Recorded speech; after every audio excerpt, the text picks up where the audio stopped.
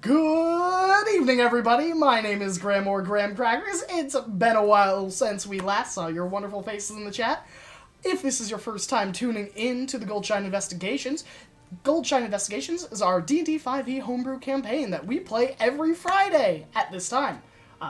Maybe 38 minutes in the past, but, we sometimes play Loose Cannon Cop.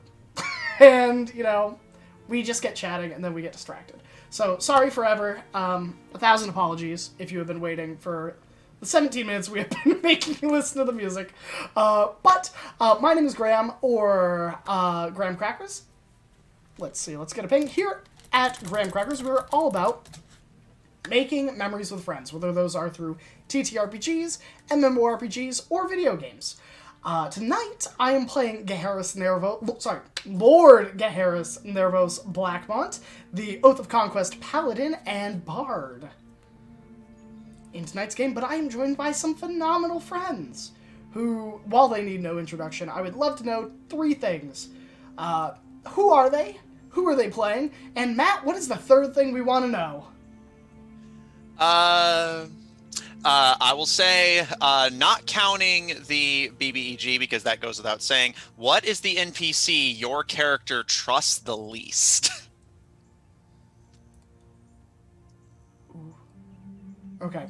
Gaheris trusts literally any gnome.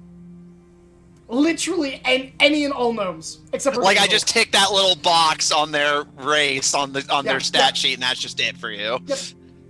Basil's the exception. To be fair, you hated Basil for a while after he I was introduced. did, until Basil was like, "I'll give you a discount on magic items," and I was like, "Okay, I've warmed up." Oh, can I just say really quick tangent before we continue the intro? Sure. It's hilarious to say that because that's literally the only reason gnomes are in the list of common folk to begin with. The only reason they're not with the Bluefield Alliance is because everyone hated them, but then they were like, we'll give you free cool shit, and then the humans were like, you're all right in our book. Sounds about right. So everyone thinks like you, and that's why the gnomes are on the Emelian Empire. If they and the other were all side. so extra, I think Gaheris would get along with them. Just they are extra just to that degree where it is too much for Gaheris. He's like, I came in here expecting to have a 3-word conversation, say what I need to say, and leave. And they're like, I'm going to make this uncomfortable for all of us. Anyways, I just wanted to say that. You can continue. Yeah, so that is me.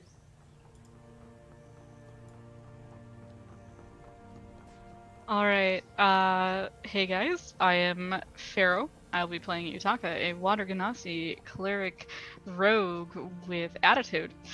And the NPC that he trusts the least, despite disliking Tenniel more, he has grown to kind of trust that he's okay around, so that's not the least. It's probably somewhere between Brooke and Polly. He's not sure what's up with either of them. Not sure. We'll see. Hi everybody, it's me, Kari. I will be playing Israel, the half-elf Fae-Pact Warlock, this evening, as I often do. And the NPC she trusts the least. Is this supposed to be only friendly NPCs or any NPC? I was thinking basically just anyone who's not the BBEG. Well, that's a tough question. I don't think she thinks enough about most of the other NPCs. So I guess it would be Brooke, because truly the person she trusts least is Jordan's, because he's proven to be a filthy liar from the beginning, and she already had a bad feeling when she met him the first time. She was just like, you give me a weird vibe, dude. So she feels vindicated, but also he's definitely the least trustworthy. She trusts Mistra more than I think she trusts Brooke. Probably she just doesn't know Brooke, so it's not even a hate mistrust. It's more I don't know you. So I guess it's Brooke. We'll go with that. Well, hello everyone. My name is Jeremy, and I will be playing Lord Ivron Blackmont, the Protector Asamaros, the Devotion Paladin. And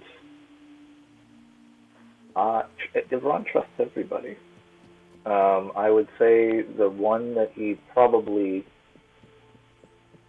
trusts the least out of the trust that he does have for them might be Buckler, just because I don't think he's really ever interacted with her, and I think they found out the whole Dr. Buckler thing. I think might have thrown him off. So yeah, we'll go with that. But without further ado, I will now pass it off to our wonderful GM, Matt. That's me. Hello, I'm Matt, your DM, and I will be playing everyone else. All the trusted NPCs, all the not trusted NPCs, and all sorts of faces. The NPC that I trust the least, well, I can't reveal because that would be spoiling. But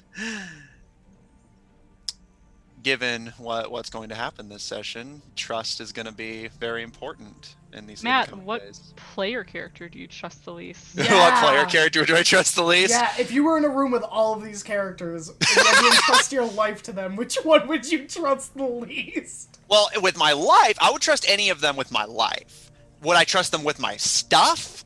No. I like Utaka. I think Utaka would keep me alive. I just also think Utaka would rob me blind in the process. I mean, Given the chance, and only if you had cool stuff, like That's stuff true, worth that's true. taking. I mean, Matt has headphones, though, right now, so Utaka would be like, I've never seen these devices before. These are some Like, advanced what? sending stones. Yeah. They have the wires. But yeah, so I'd say I'd probably trust Utaka the least, but only because like I think I would trust any of these characters with my life. I just would not trust Utaka with my belongings. That said, are we ready to dive back in to the Goldshine Investigations? This episode, we break the fourth wall, and it's all the player characters versus the DM. Yeah, I've actually thought about running a game like that at some point. Yes, I am ready, Matt. Put us in. Put me in, coach. I shall. When we last left off on the Goldshine Investigations, our intrepid party of adventurers managed to finagle a profit out of the town of Jor, faking the defeat of an adult red dragon and reaping a hearty high-level adventurer's profit. And with some of the money they had, over the next few months, as the party settled into to the City of Liberty, which they have now dubbed the Silver Sanctum, the headquarters for their sort of inter-party rebellion against the acting powers of Mazai, in hopes of standing against Joranel and the Hell Knights. Ivron has sent out some letters and pulled some strings to negotiate the personal meeting of all of the rulers of Mazai in hopes of uniting them against the Children of Red Sight, who have been playing everyone for fools. Gaharis has commissioned chronomancers from around the world to provide their expensive services to speed up the hatching of their dragons. But the process worked, and you now have several healthy wormlings crawling around and making a menace of themselves. Israel oversees the experimentation within the internals of the sanctum itself, where the party attempts to see if the Children of Red Sight's operatives' magic can be removed and restored to the northern and southern swamplands. Griaz's gaze turns toward home as they manage to convince Brooke Buckler, who's been acting as a travel agent and smuggler for the Children of Red Sight in exchange for their magic being used to potentially alleviate her and her crew's curse, but has convinced them to come over to your side, as the Children of Red Sight are simply too dangerous to be given that kind of help, no matter what they are offering you. Gaharis has successfully overpowered Samuel Huron, who now resides with the party, disgraced from the Hell Knights and acting less as a squire and more as an indentured servant to the one of the acting Barrel Lords, in hopes of seeking redemption and getting revenge on Joran Els as he seeks.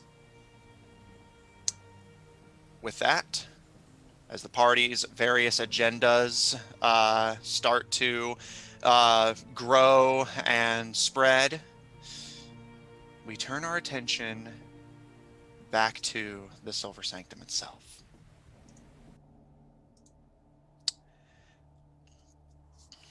Israel, we'll start with you. Averon has a few days of waiting before the rulers arrive, and at that point, it will be quite the meeting, having all of these people where even the common folk of Mazai can't necessarily work together and never have exactly been skilled at that. As Ivran studies in the archives, Utaka and Griaz see to personal matters, and Gaharis, from the sounds of it, mostly focusing on raising your dragon. You are left in charge of the research going on at the Silver Sanctum, effectively playing the role that Tails once did for the GSIA. But perhaps because it's less widespread, or perhaps because you don't also have the extra burden of head wizard and taxi service, you're able to get a decent amount done. At this point, research into Tenniel's powers and the potential removal of them and distribution of them into the machines has been ongoing for several months, about 2.5 now. As you enter the internals of the sanctum, the familiar oxygen-deprived tower, at this point you've learned to just hold and steady your breath, ignore any hallucinations, and just focus on being inside and getting work done. We haven't figured out a way to fix that while we were working. Well, you still don't. If we didn't. Yeah. I was going to say, as far as has been said, no, and you guys still don't know why that happens, because the rest of the city is getting oxygen just fine. So you don't know what's causing this tower specifically to be. Yeah. So I think like most times, Israel reminds herself, I should put that on our list to get done. She never puts it on the list. I feel like today she might actually get to put it on the list. Okay. To put that in the backlog. Yeah. All right. For the researchers. Noted. Figure out how to give us oxygen. That might help. Noted. But for now, putting that on your mental back burner, as for now, you're just seeking an update on how things are going in the research department. As you enter into the laboratory where you guys got your decontamination done, which is one of the labs that Dr. Ulysses has kind of commandeered for their own research, you enter and see Ulysses and Polly currently just typing in on the computers, which they have been taking the time to study as well, kind of mumbling to each other. Tenniel kind of sits awkwardly in a corner of the room, but gives you a wave as you enter. But whether out of conscientiousness of his abilities or simply being cautious, as you and he never exactly saw eye to eye per se, he wisely does not speak. However, as you enter and the door shuts behind you, Ulysses kind of glances up and turns and giving you a nod. You can see they pull a set of earplugs out of their somewhat flat side of their heads, and Polly, reaching up with a towel, does the same. And Alexa kind of rubbing their hands together and taking a set of gloves off, gives you a smile and, Israel, what can I do for you? Just checking in. Do you have any updates? Well, we've confirmed that what you're asking for is theoretically possible. You've given us a lot more tools that I didn't have working for the GSIA. And they gesture to the actual like quarantine cleansing room where you can see the robot buttons sitting politely in the room, seemingly having been ordered to, but it gives you a wave as you turn to look at it. And we've been able to confirm that those machines can hold some fairly powerful magics.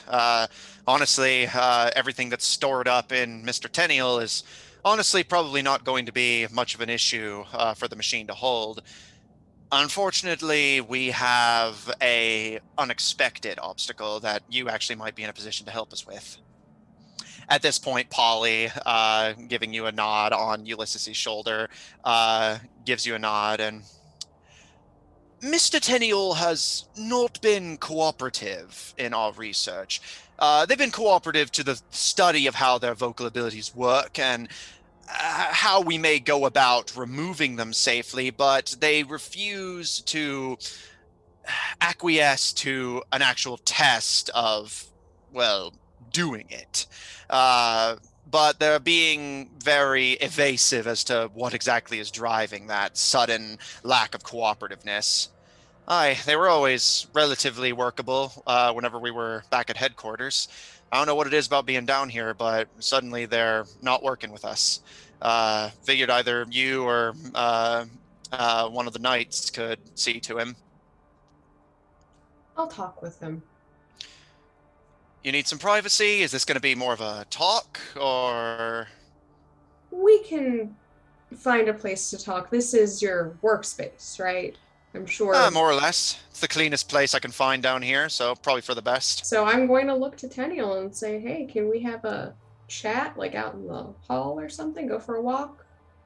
He gives you a tip of his hat and kind of awkwardly rises to his feet. You can see he's dressed a little more raggedy than he normally is, presumably having been cordoned off in the lab for quite some time.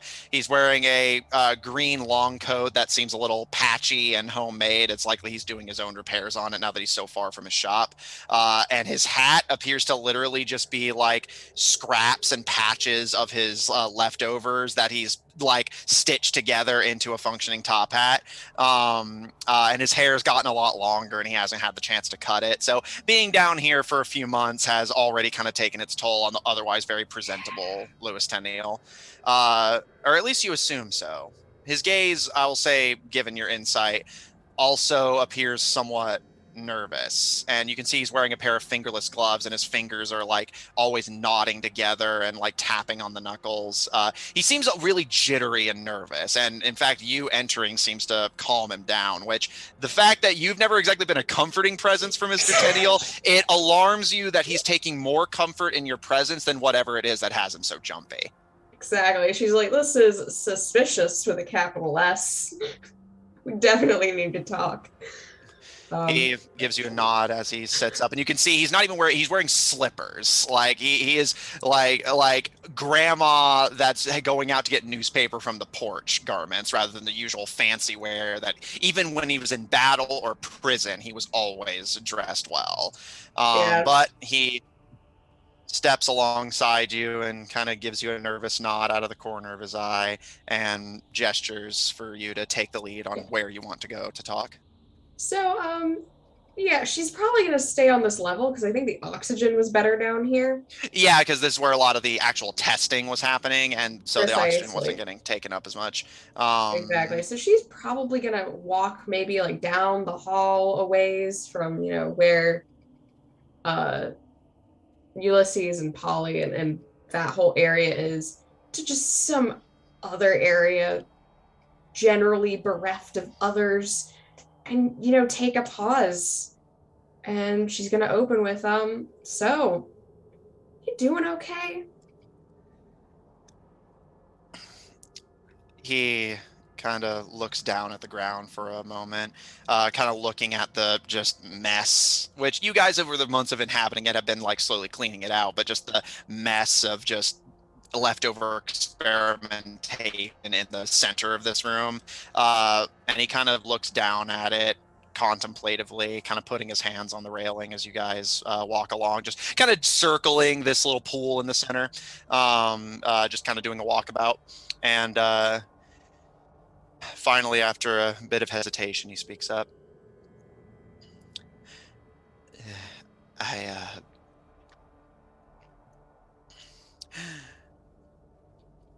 I'm afraid. You were brought here, or I guess, were you? You been here before? Once, a long time ago. The captain took us down here. Yeah. I may not be the best person to be saying this, but I do apologize for that. It can't be easy being back here. And for such similar reasons. That's one thing I'd learned to forget, the pain. I'd spent so long focusing on just what I had to gain.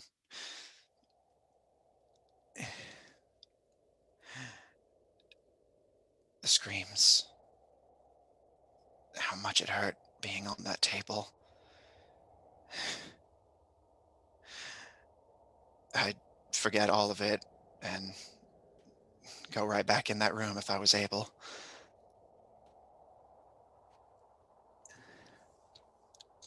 But you're not. And that's fine too. I hope you know. And she's gonna put a comforting hand, because she gets it. This cannot be easy. This would be like her walking right back into the woods much sooner in her progression with her patron before she had the knowledge she had. And it's that's not gonna be fun. That's not gonna be easy. Not gonna be comfortable. Yeah. She's had nightmares. She knows how it goes. They are not pleasant. It's okay if this place does that to you, and that's what makes it hard. But I guess sometimes talking about it can help.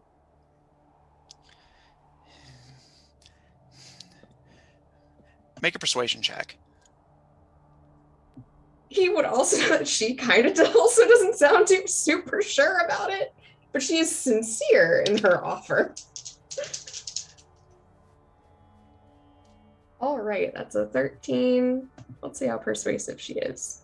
Relatively persuasive. Oh, wow. Wow. That's a 23. She's very persuasive. Yeah.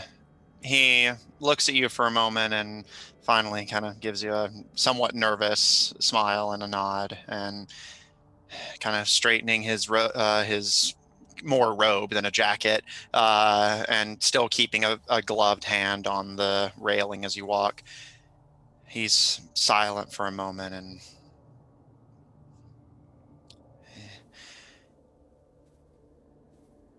I worry that it's going to hurt having what I can do taken away. It hurts so much to have it given to me the first time. And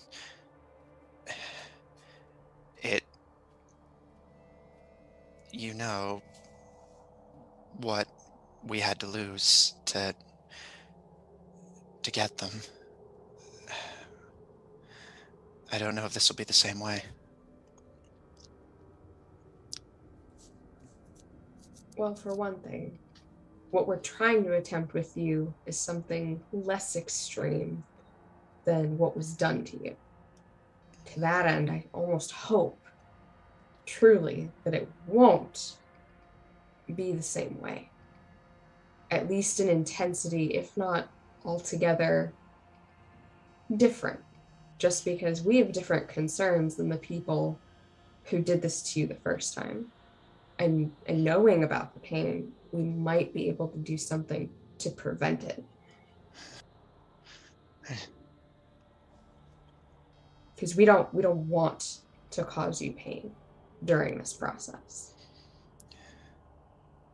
We would rather be able to do this without causing you undue pain, undue suffering, and to hopefully be able to restore that what was taken. And even give you back your life to some degree free of having to worry about this power, this undue hold over people that I'm sure you did want at one point, but I guess I don't know if you still want it anymore.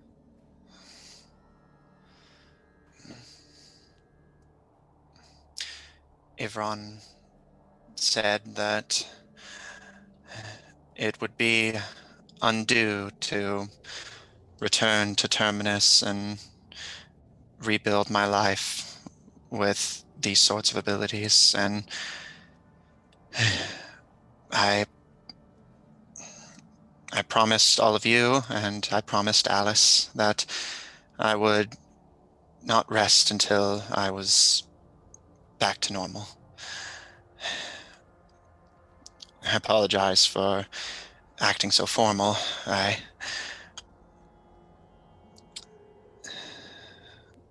You're nervous, out of sorts.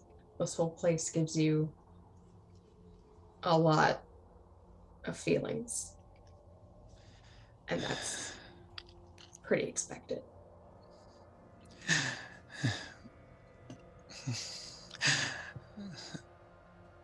Being back here, I remember when I first saw it, like something out of my dreams, and then after that it was nothing but pain and death and screams.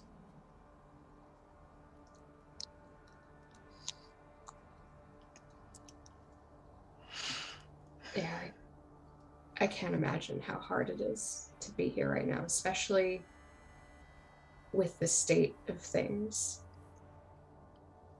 Would it help if I could get you, I guess, something more familiar? And she almost looks to his clothes.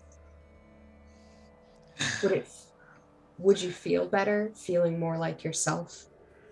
More like you have, I guess, a piece of control coming back here? I know that's what would make me feel better if I had to go to the place. Yes, I think having the chance to tailor would do me some good. And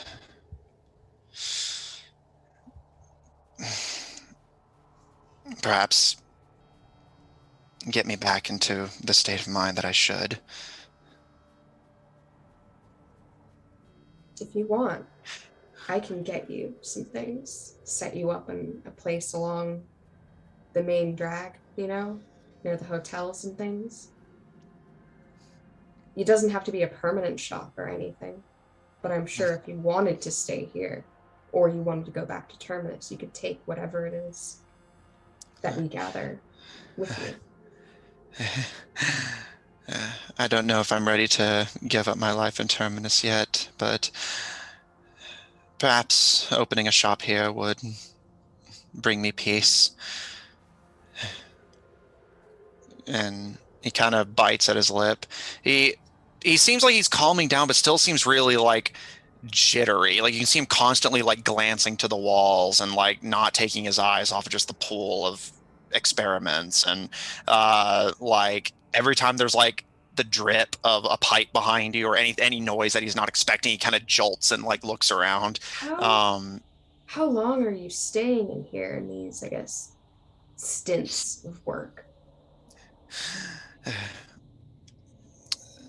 Not too long, enough to find peace. I stay down here for a few days and then return back to the city for a few weeks. Enough. No, we're not doing that. Okay. And she's gonna pull him to the side. So the way this is going to work, you are going to come down here for whatever they need you to do for at most, and she's like, look at me, at most 4 hours in a shift. 4. And then you will go have a break for an equal amount of time, at least, if not double, before you come back again. It is not good for you to spend that amount of time down here. It's not good for any of us to spend that amount of time in here. I don't know what Ulysses or Polly are doing to combat what happens to people staying in here. But we were in here looking around for, God, it couldn't have been more than 8 hours, but it felt like we had been here 3 days. And the things we saw, the things we started to hear, no, you should not be in here for days at a time. No one should. That is not good for you. Sorry, make me a persuasion check.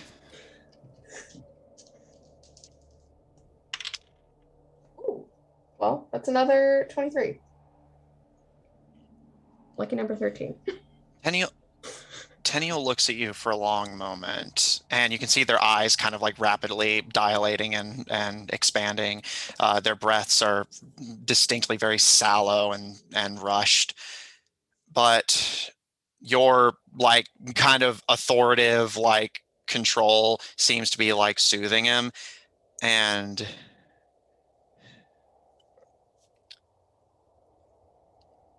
he looks around one more time before he whispers to you in Elvish. Cover your ears. And you see him puff out his chest and yell something that's muffled through your coverage. And he looks around for a moment before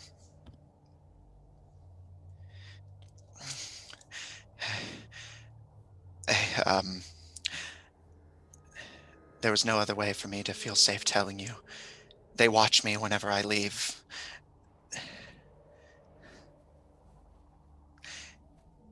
He told me that if I help you, if you remove my abilities and put it beyond their reach and restore the magic to the swamps,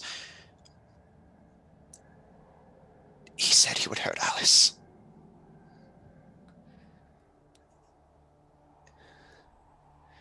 Who?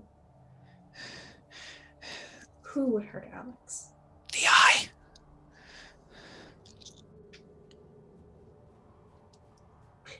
All right, so I'm a dumbass.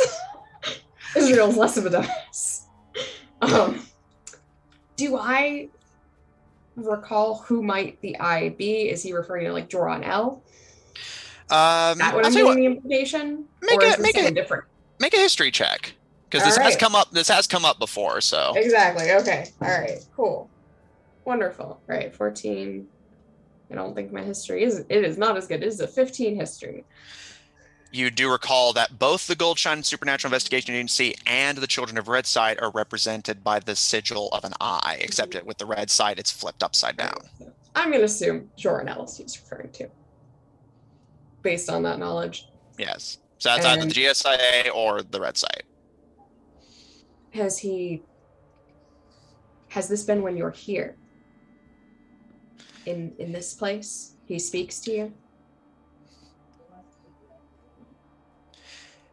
He said that if I told anyone, if I gave up my abilities, if he found evidence that I was turning on him, he would journey to Terminus personally and see that Alice was butchered, and then deliver what's left of her down here for us to see. When was this?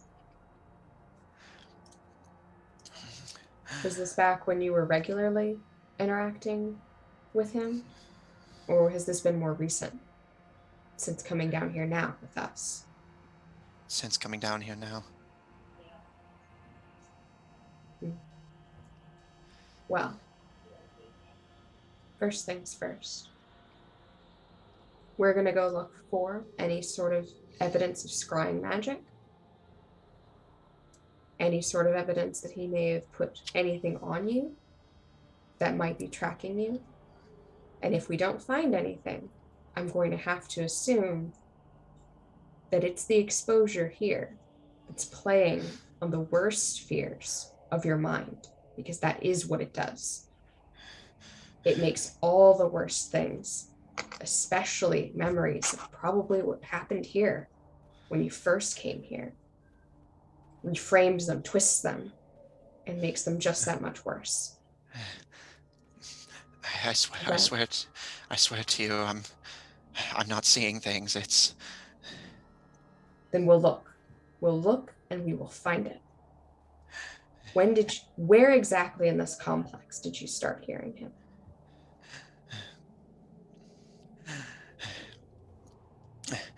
it was after the party, after our celebration out in the city. One of his agents found me and passed on the message and said that he would tell our master where I was. Who? Our master? No. Who told you? Who was this person? One of the refugees from the city. From Zadai. Zaidan, yes. The master said we had spies everywhere. I had no choice but to believe them. And then I started hearing the wheel speak to me directly, promising that if I was patient, that they would see that I escaped. I don't want to escape. I just want Alice to be safe. But he says if I have to go along with it or he'll hurt her, he'll take her away from me. That's not going to happen. And you know why? Because we are going to deal with this. I'm sorry I didn't tell you sooner. There's eyes everywhere. This is the only time I felt like I could tell you what you need to know. Thank you. I appreciate it. I appreciate even more that we're going to be able to do something to solve this. And she's gonna activate.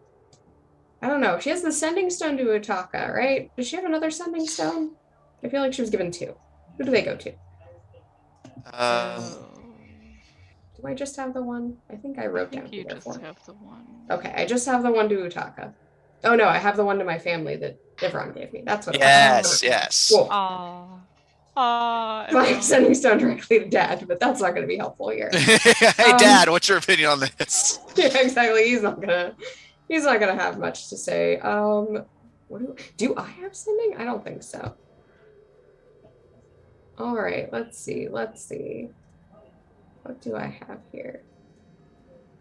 So, I think her first inclination is, to send a sending to Utaka.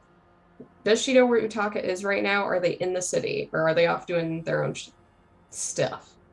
I don't know. I guess that depends on where we are in the...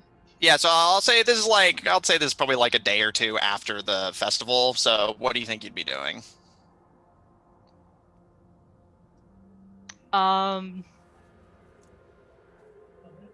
Is this like early in the day, late in the day? I'd say probably like midday. Does that sound right, Israel? Like probably on the somewhere between 11 and 2. Yeah. So yeah, it's like mid-afternoon. You're talking might be waking up. Yeah, that's what I was wondering, because we were up late for the festival. Yeah, true. The next day. Sleep schedule's all borked. So yeah. He's probably with Regina. Mm-hmm. If it's like 11 or 12. Yeah, okay. Could be. So no, I'm you gonna don't call know you on where your it is. date. I'm not even gonna care. So yeah, her first inclination is gonna be call Utaka, because Utaka has sending that can go to anybody, which she's gonna need. So she gets out her sending stone, and she's gonna keep it simple. We have snitches in the sanctum. Joran L's people among the Zaidan refugees. They've been threatening Tenniel re Alice.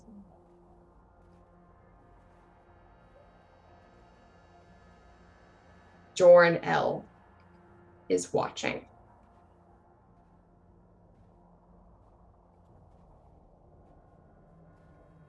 That's like a lot.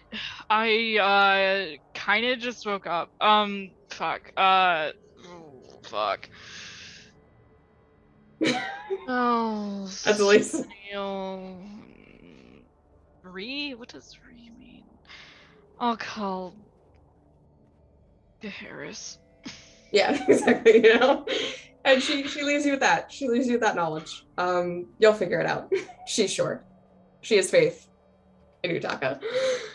And with that, she's gonna look back to Tenniel, and next thing we're gonna do is we're going to talk to Ulysses and Polly and see what we can do about getting those eyes off of us.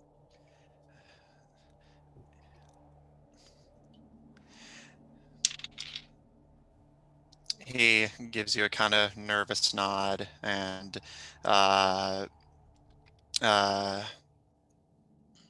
kind of looks around a bit nervously. He seems really jumpy again all of a sudden. Is he talking to you now? No, no, I hear nothing. I'm just. Doctors make me nervous. I feel great fear in my heart. Don't worry. Needles and such. I'll be right here with you. And most of what we should be doing now won't involve any needles. Thank you for doing your part. No problem, man. And they're going to go in with Ulysses. And this is probably not going to be what Ulysses is expecting. But Israel walks in. No nonsense. Okay, so first things first. This place does not hold great memories. Hence, general nervousness. Second thing, we have spies. Oh, do we now? You have names? Not yet. We're working on that. But we do have suspicions of scrying, either on this location or on particular individuals. And she thumbs to Demiel. So do you have anything that we could use to figure out if that's the case here? I don't have anything on hand. Most of my best equipment was back at the lab, but if you give me a few days, I can scrounge something together. All right. New priority. We need to make sure that this place is buttoned up. Aye. To that end, secondly, when you do resume research on our previous problem, Tenniel here is only to be down here for 4 hours at a time. Then he's got to go back out for another 4 to 8 hours. All right. I'd recommend the same for you all, but I'm not your mom. You can do what you like. Well, Polly perhaps needs some fresh air, but I'm content where I am. I breathe a little bit less than the typical person, anyhow. You know you best. But I will inform you that cutting down my research time is gonna make it take a bit longer to get the solution you're asking for. But I've worked under worse conditions. We just want to make sure everybody lives through this and with as few nightmares as possible. We're not the cult of Red Side after all. Indeed, we aren't. So on that note, I'm going to take Tenniel here with me, and we're going to be going topside to continue to deal with this issue. I will leave you to it. All right. Mind if Polly tags along? As Not I said, at all. And Polly kind of flutters off of Ulysses' shoulder and perches on yours and kind of situates to get comfortable. From the sounds of it, we're getting union-mandated breaks, Polly. I'll stay down here and maintain the equipment. You go get some fresh air. Head topside for a little bit. See the sun. Thank you, Dr. Ulysses. I'll take you up on that. And Ulysses... Ulysses gives you a salute and gives a nod to Polly and gives Tenniel a smile, and Tenniel just kind of nervously looks away. And as the door shuts on the lab behind you, the three of you start heading up. Anyone know where Tails is? And Israel, as per the norm, you rang. Tenniel like completely, like almost completely eats it, falling over backwards. Polly's like feathers ruffle. And they're Yeah, like, meanwhile, they're- Israel's like, I knew that those are the magic words. It's like, excellent, excellent. So, how much do you know of the conversation I just had? I presume all of it? naturally, but you know the drill. Excellent. Love that about you, actually. So, you might be Thank able you. to predict what I'm asking, but I'm going to say it anyway, just, because. Can you check on Alice, or preferably, if she agrees, bring her here so that we can ensure her safety? That's something I'm certainly capable of doing, but are you sure that's the best course of action?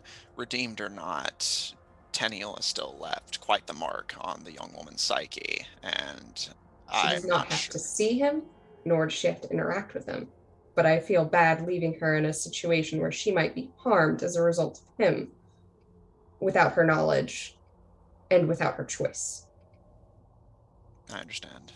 She doesn't have to agree to it, but she needs to accept that there's a danger to remaining out there as opposed to here.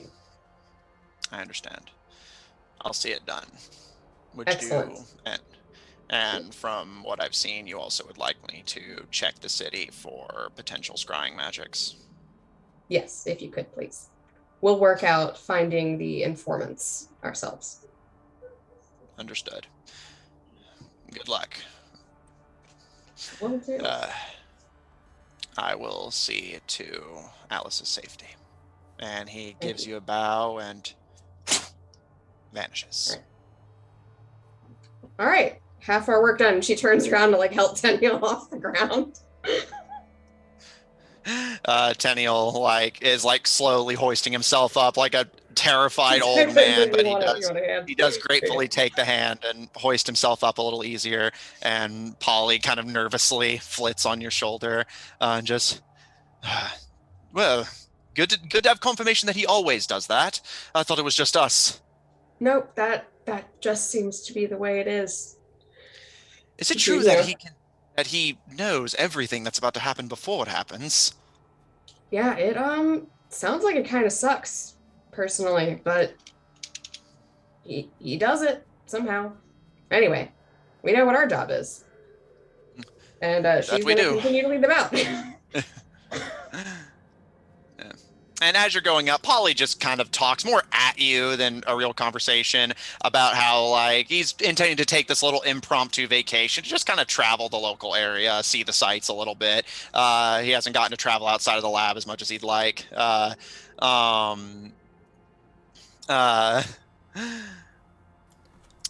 Did Utaka send, immediately after getting the sending from Israel, did Utaka send Gaheris? Yeah. It would have been Okay. something like, hey, Israel's upset, something about Tenniel and Digwad Jornell's threatening him, might be snitches, spies around here from Zidane. Okay, good night. Good night, I'll be right on it. Garrus is on the case. Anything for my fiance. Off I go. Goodbye. Have a nice nap. Oh, he's so loud. And Gaheris is going to grab the Cult of Red Sight amulet that he has had and is going to put it on. But as he does it, he's going to cast Disguise Self, so he looks like a refugee from Zidane. And just enough that you could see maybe the little hint of it, and is going to go out into town looking to see if someone interacts If someone approaches with you, him. yeah. Well, my name's Harry. It's I've been Zidane my entire life. So nice to meet you. My name's Kenny Cultist. Yeah, nothing like that good old Cult of Red Sight, Oh That's man, what I was so it's so good being a member of the Children of Red Side. Oh, here I go doing occult things again. Can't help myself. Yeah, I'll give him. God. Okay. Make a So- deception check. Deception. Is that charisma based? I think it is. Yes, it is. And not only that, I think he got proficiency in it somehow. I do. So. I have a plus 11 to it. That's a 28. You know, next level up, I can't roll below below a 10, so I will always have a 21 as a base level result. Hideous. I know. All right, and out of curiosity, do you want to flavor like what sort of? Sure, yeah, I'll describe what I look like. I'm like this go for it. tanned human male with like a bushy brown beard that's a little bit draggled, wearing like this tight-fitting tunic, kind of like a white tunic with like some brown suspenders. And then like my shirt's parted so you can see like the edge of the amulet. Wearing like blue overalls, and the sword on my hip doesn't appear to be the Sword of Nightmare, as I usually work. It actually appears to be like this little short sword. And yeah, any of my armor just appears as clothing. Okay. And that will last for an hour. If I get close to the hour without finding anyone, I will cast it again. I can do that up to 3 hours. Okay. Noted.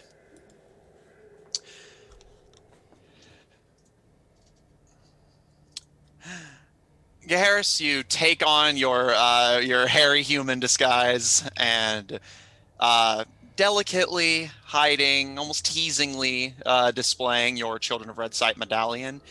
You begin just kind of openly skulking the streets of the Silver Sanctum, scouring the city for any evidence of a Children of Red Sight operative who may have a desire to meet with somebody who wears just such a medallion. I will have told my 3 head of security, Titanus, Billy. I would have told them. I would have told them like, this is an operation. Make sure people stay out of my way, or make sure the people that report to me stay out of my way. Okay. And then I would probably say like, a code word, maybe like sassafras is the code word for them to try. Like, if one of them sees me and I say sassafras, it is their job to be like, that guy's a cultist, and go after me to get the loyalty to the other person, to kind of be like, oh, we're both in this together. Okay. So you have your, do you just start this little display right away, or? No, I mean, I wouldn't have them get involved until someone has made an approach. So I'm just kind of walking down the street, you know, hanging out where all the refugees are. And eventually, someone approaches you. One of the Zaidan refugees, wearing a blue vest and a red bandana, with some like jewelry, like one of those Indian style head necklaces where the jewel like perches perfectly on the forehead, except it's tilted slightly so that it actually is over where their left eye would be. And the bandana's kind of pulled that way as well, so you imagine they likely just can't see out of that eye, and they're just decorating it. They're wearing several nice looking rings. From the looks of it, this man appears to be from the Bobwin Sultanate. They're, other than their blue vests, they're completely shirtless. But given the kind of cool air down here in the Sanctum, it's not that surprising. However, as you're just walking through, this figure approaches you and kind of gives you a smile. You can see they have like a little slight scarring from the eye that trails down to the lips. But other than that, it kind of makes their smile almost look like a snarl, but it appears to just be a trick of their facial disfigurement. And the smile does seem friendly. And you notice as they turn to just start walking alongside you, and almost with the appearance of casually striking up conversation with you, you can see the almost brief flash. It blends in with some other necklaces they're wearing, but hidden beneath the right breast of the blue vest they're wearing, you can see them briefly flash through the sleeve of their shirt towards you. The Children of Red Sight medallion. Well, it's a real nice day to be, under the sea, you know? Crazy. You ever been over here? Been down here? Can't say that I ever had the pleasure. And as he talks, you can see he has this pencil-thin mustache that kind of, like, it's one of those pencil-thin ones that kind of stretches out a little bit, you know, and the very slight scruff of a goatee growing in. The hair is black, and their eyes are this, or the eye you can see is this bright, vibrant green. And Let's not that they're hot. Like, by all indications, I heard, so they're pretty attractive. Yeah. Matt's just trying to get us to fall in love with all the bad boys. I get it. And he kind of pulls at the mustache slightly and gives you a smile. And his teeth are a little like, it's clear that he doesn't take great care of them, but you've seen worse, honestly. Yeah. Like they're a little yellowed and crooked, but not like awful. And as he kind of twiddles with his mustache, curiously, kind of pulling at it thoughtfully, he gives a smile and. Can't say that I've had the pleasure before now to see it myself, but I got a little bit lucky getting to see it with all the other refugees. It's quite the sight. Yeah, I mean, I came in here with the merchants. They kind of got pulled over from all over. I was just, keeping an eye on Veilbright. And, they started teleporting in and saying, we gotta go. And... Yeah. I was wondering why I hadn't seen you before. It's that wizard. You never know when he's watching, and it has been impossible to get away long enough, but he's out of the city right now. Mate. And he puts one of his ringed hands on your shoulder, and you can see his nails are like long, and he puts a hand on your shoulder and... There's nothing to be concerned about. You remember what the captain said. He knows what we're doing, but he's not going to get involved unless forced. You're safe. There's nothing to be afraid of. All right. You're right. I mean, just wizards are mighty unnatural. Oh, tell me about it. Must say, man gets on my nerves a touch too. It ain't normal that a normal person like you and me can read a book and turn you into a frog. Well, I'd say I'm far from a normal person, mate, but, I mean, I know a few things I could stab someone pretty good, Not to brag, but, I got a pretty handy, I looked at, the short sword up here, and I'm like, I got a pretty good sword arm, Back in the day, military service. Really? Which army did you work for? Oh, I worked for Veilbright as security for a while, and then I went to work in the army against the Bluefield Alliance. Kind of just making sure that, certain messages didn't make it to where they needed to be. For the grand plan. What made you decide to fall in with our lot, if I may ask? Hey, guys gotta eat. And why would you turn down a feast if it's presented?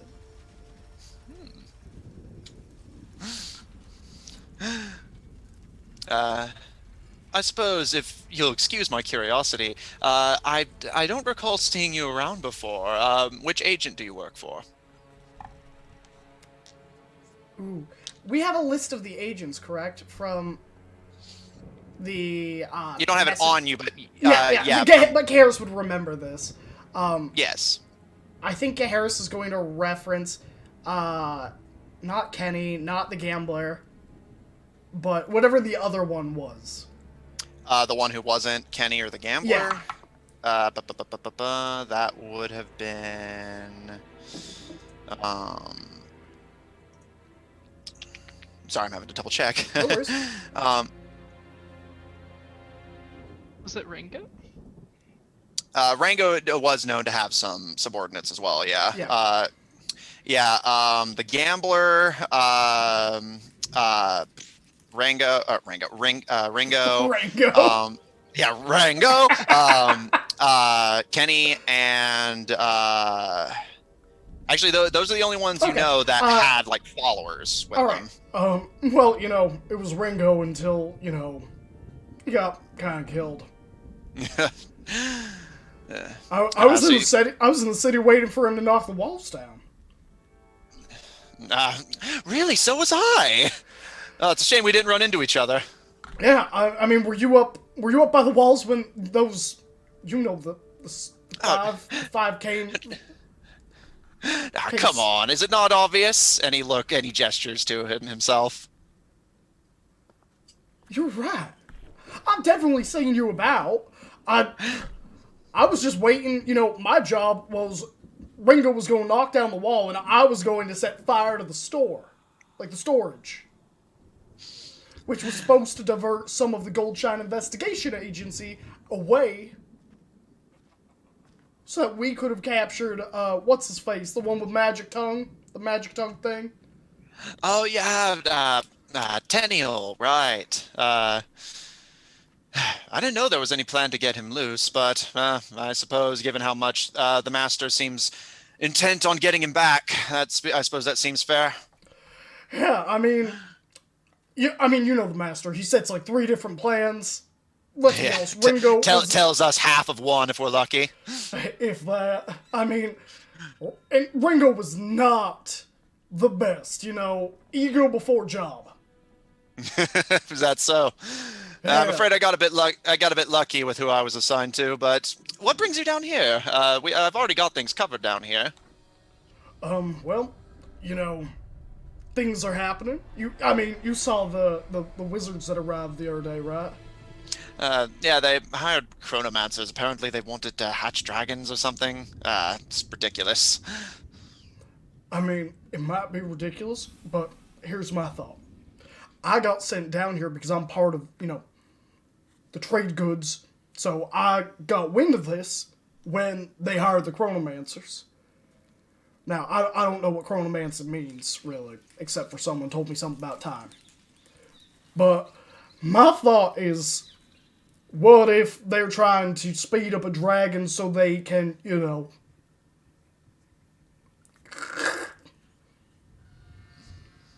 Ooh, hadn't thought about that. Good thinking. Suppose it's too late now to have just run in and smashed all of them, but maybe you and I work together a little bit. We can deal with the problem while it's in its cradle, so to speak. I think we could definitely do that. Is it just the 2 of us?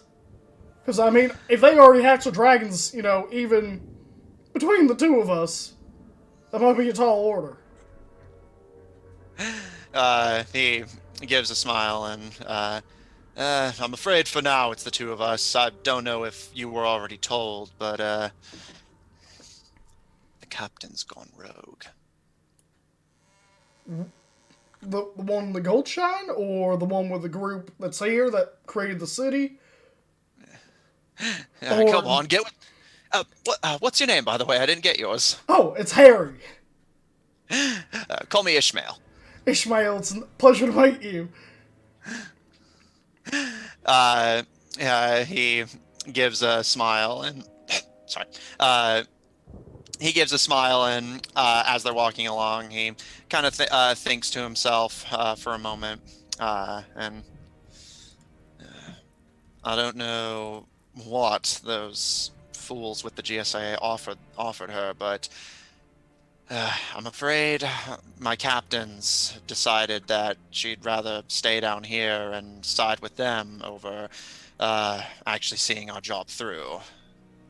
Told us all about it a few nights ago. I see. That's a shame. Is the new job to, get rid of her? How am I supposed to do that? You'd have just as much luck trying to get rid of me. And he kind of looking around. And at this point, you guys have now, do you want to keep this conversation out in public, or do you want to start? I like to think that we are moving to a hideout. I'm gonna let them lead. So I'll say at this point, there's no one that you can visibly see besides you and him.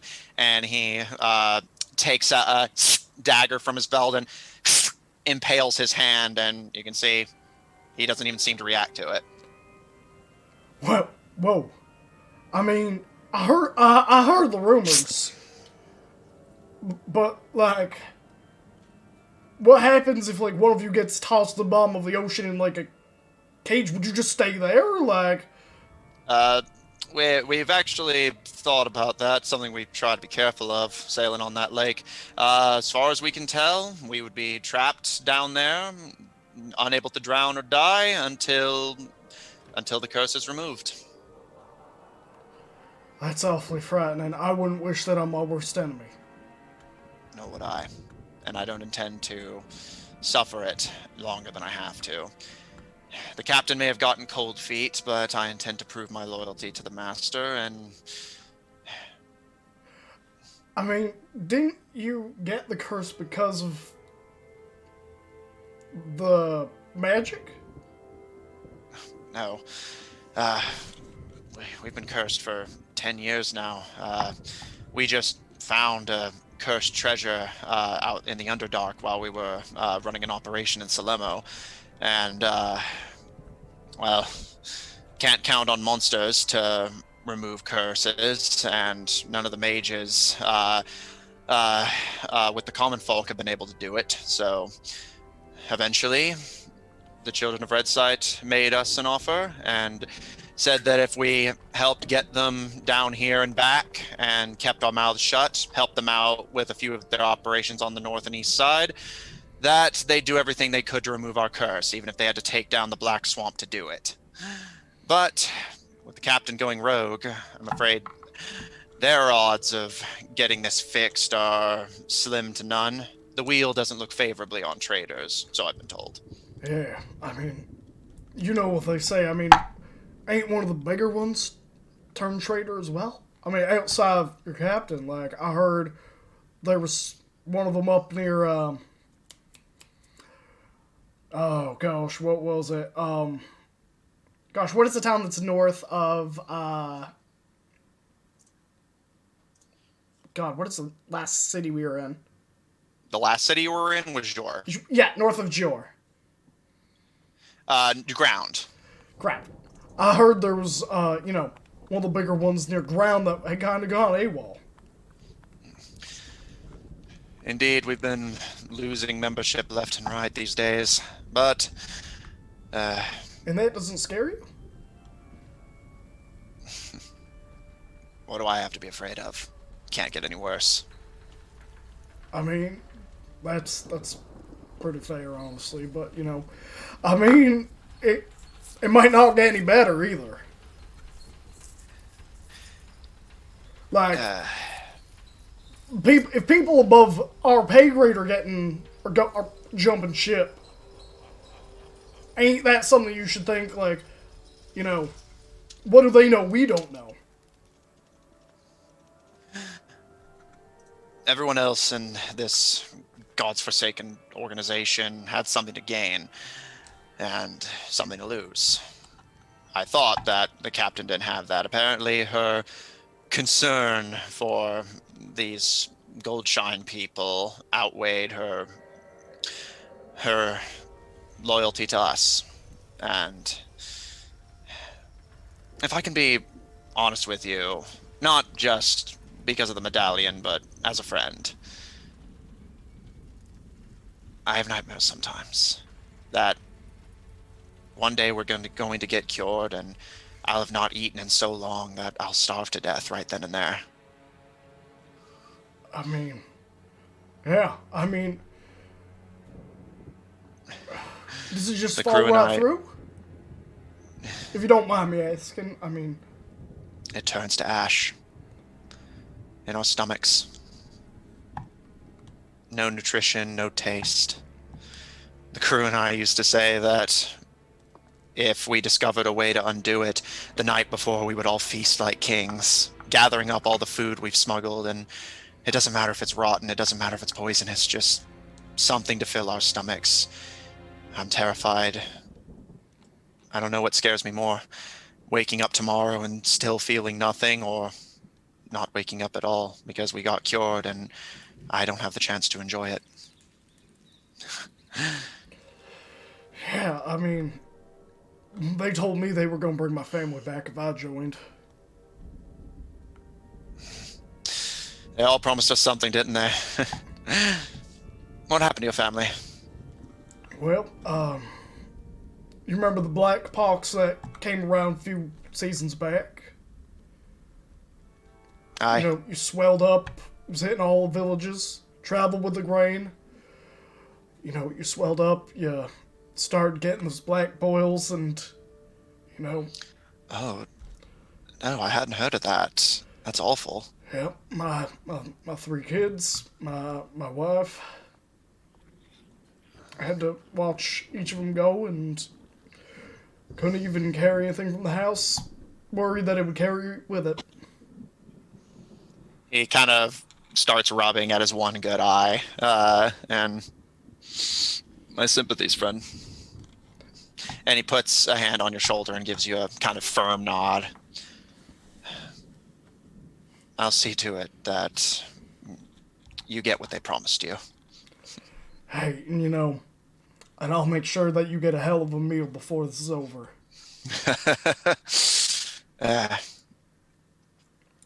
It's just a shame about the rest of the crew, but it's good to know that there's still some people I can count on. And he pats you on the shoulder, and we shouldn't be seen meeting too often. They'll begin to suspect. Honestly, I was surprised they didn't question each and every one of us, but I managed to slip through the cracks. And he kind of twirls his mustache a little bit, seeming proud of himself. Yeah, I mean, I just, kept my head down, kept my eyes on the floor, yes sir, yes ma'am, and... What? Oh, after you, I was going to say, where should we be meeting?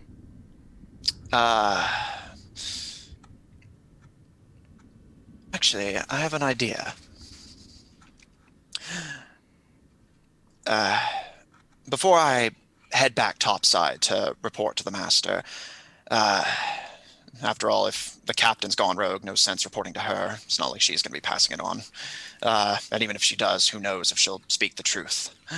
And I'm not going for another decade of this curse because she got cold feet. Refuses to betray one of her old smuggler buddies, and suddenly all this matters more than her crew.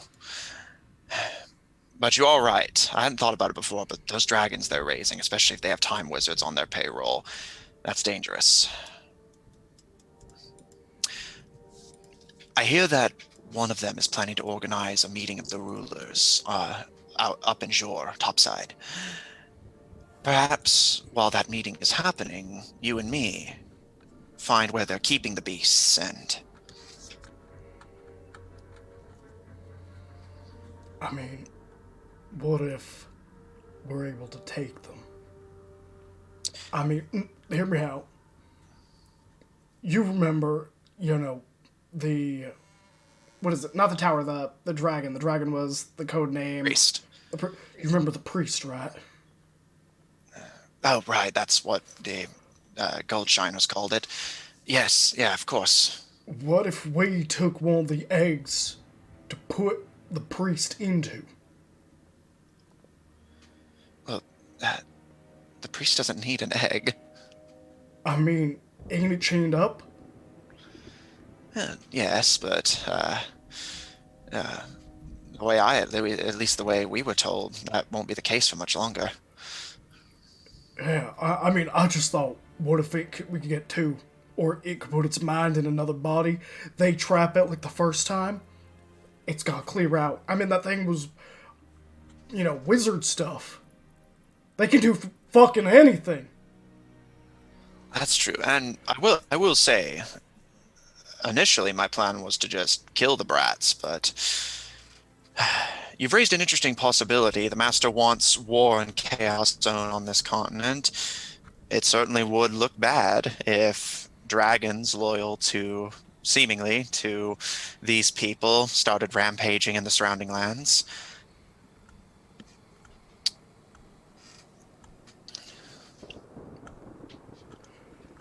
I mean, What do you say? I mean, you just All tell me right. where we're meeting? and we'll get to hot feeting, you know? Let's wait with the other refugees. They're going to want to see off them whenever they go topside. Once everyone's gone, we'll make sure we get an idea of where everyone is. And if we're sure that they're all, or at least most of them, are out of the city, we strike. You know, it just occurred to me. One of the merchants... I'm going to roll deception first. And then I'll roleplay it out. Based on what I roll. Okay, 16 plus 11, that's 27. Okay. You know that gnome, the gnome magic merchant?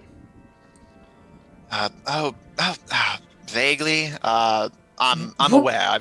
Yeah, real eccentric, all over the place. Yeah, rides a spider around. I've seen him out in the street a few times. Yeah, I mean, I heard that they have some, anti-curse potion things. I could probably, being friends and all, I can probably try and steal one of them for you. I mean, it's worth a try, right? You do that for me? I mean, if I'm going to kidnap a dragon with you, I might as well, I'm more than willing to steal for you. You're a good man. I have no idea if such a potion will alleviate a curse like this, but I suppose it's worth a try. Hey, we're in this together now. Oh, pinky thing. And he seems to be a little bemused by the silliness of it, but does accept, and Pinky promises you. And hey, if for whatever reason I get caught out, I'll keep your involvement in this out. I mean, what are they gonna do? Torture me? Yeah, I mean, they don't seem the torturing type. I mean, it's less that and more. And he holds up his hand, which still has the stab wound, but he doesn't seem to be reacting to it at all. Hey, is it dripping blood, or is it just like a clear-cut wound that doesn't bleed? Yeah, it's cut, but it's not bleeding. I mean, they look like skeletons and whatnot, like under the moonlight, right? So yeah, it's just And they in don't true even sight. have viscera. They just look like they might. Basically, for all intents and purposes, their organic flesh is more or less illusory. Okay. They are undead for all intents and purposes. Okay, good to know. I will look at the hand and be like, yeah, I mean, ain't nothing they can do. I mean, unless they're a wizard, I guess. Wizards, I don't know what wizards do. Like I said, I'm really frightened of wizards. They terrify me. Whenever all this is done, I plan to move somewhere very far from wizards. I've had enough of all this, frankly. Wait, this reminds me. When I was passing through Valebright, or not Valebright, through Jor, on the way down here, they said there was like a tower in the jungle. My crew and I had heard rumors to that effect. I mean, that sounds as good a hideout as anything, right on the tradeway. But what if the rumors are true that there's something there already? That's true. I mean, if we get more than one dragon, we sell one of the dragons. Get enough coin to hire some sucker to go check it out for us. Aye. And there's nothing for me to be worried about. How about this? I'll go check out the tower. I need a reason to head topside anyway. I'll check out the tower and see if there's anything dangerous there. I mean, again, what more can they do to me? Even if there's a witch or a hag there. Oh, I'm going to curse you! Already done. Yeah, I mean, at that point, you might as well double down, right? Yeah, been there, done that, my friend. Man, you're a smart one. I do my best. All right, well, It's been a pleasure. Yeah, I'm gonna write down the address to one of the shops. Probably one of the buildings that I usually meet and greet some of my subordinates at. and I'll be like, this is where you can find me if you get into trouble or if, you need a place to hide. I got a spot in the city. Ain't many people around it. Thanks, mate. Better stay with my crew, avoid arousing suspicion, but, thanks. We're in this together. You and me, mate. And he grasps your hand and kind of gives you that, like brother kind of thing. Yeah. And slaps you on the shoulder before kind of glancing around to make sure you weren't followed. And as he does so, he kind of nods over his shoulder and I'll head back to the main gate. You wander a bit and then make sure you get there a bit sometime after me. Avoid looking suspicious. I'll make sure to do that. See you around, mate. Take care. I'll see you whenever that meeting thing is. In a few days. Just keep an ear to the ground and wait for me by the main gate. And I'll get that potion. Thanks, mate. And maybe a cake. You like chocolate cake, vanilla cake, ice cream cake? I'm partial to strawberry, personally. Strawberry cake. All right. I'll make sure to have that. Thanks, mate. And with that, he kind of adjusts his vest, straightens out his mustache, seeming like he's intent on making sure he's presentable and cleaned up before taking to the street and walking back south toward the main gate. And he appeared human, correct? Not half elf, or anything like that. Yeah, you didn't see any elvish descent on him. Noted. I will pull out my ascending stone to Utaka. Yeah, so Utaka at this point, it's been about an hour, I'd say, since the first sending. So unless you think it'd be otherwise, I would definitely let Utaka get some beauty sleep. Yeah. So like an hour or two after Utaka's had time to wake up. Hello, it is Gaheras. The agent is named Ishmael, one of Buckler's crew. During Ivron's meeting with royalty, he intends to steal a dragon egg, duped the sucker, Gaheras out. It's the complete message.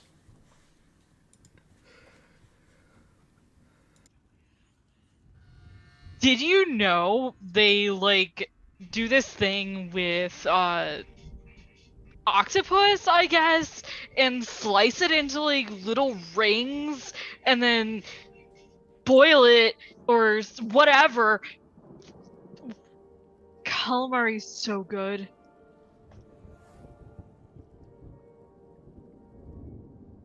I can't reply to it. So Gaheras I'm real confused. All right. But I will, at that point, probably go to talk to Ivron. Okay. And I think my first thing is, Tails! Tails! And he looks a little frazzled at this point and just, yes. Hello, Tails. I don't need to explain myself to you, because you already know everything that just happened. What are the odds that we could break a curse? Or that Basil would have something in his repertoire that could break a curse? Make a persuasion check.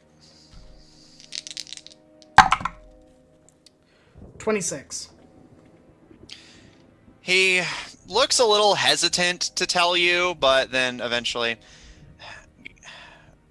Lord Blackmont, you know that I have to be careful with what I tell you. I've already been too open with my information as it is. Things are going off course. That's fair. I mean, you don't need to tell me a definite, but... It's all right. I've already gone in this deep. Yes. The curse that the smugglers are under is more than fixable. Quite easy for me, honestly. That's fair, but I think that if you actively reverse the curse, then that would be just throwing everything out the window, right? Yes, Basil is capable of producing a potion that could undo the smuggler's curses.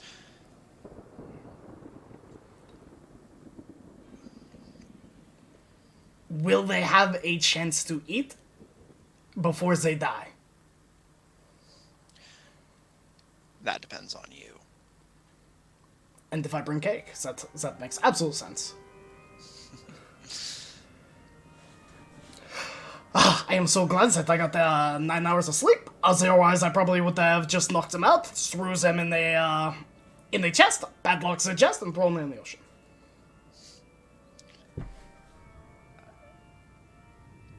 Harris, can I ask you something odd? Of course.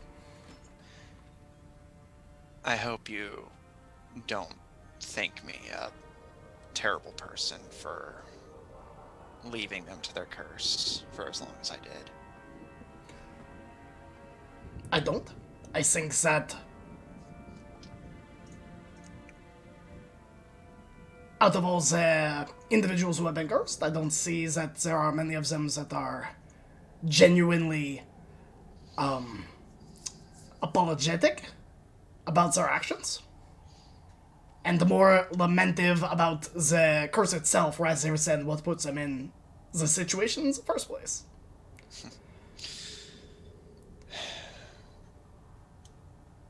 It's just... Maybe if they fucked around less, they wouldn't have found out.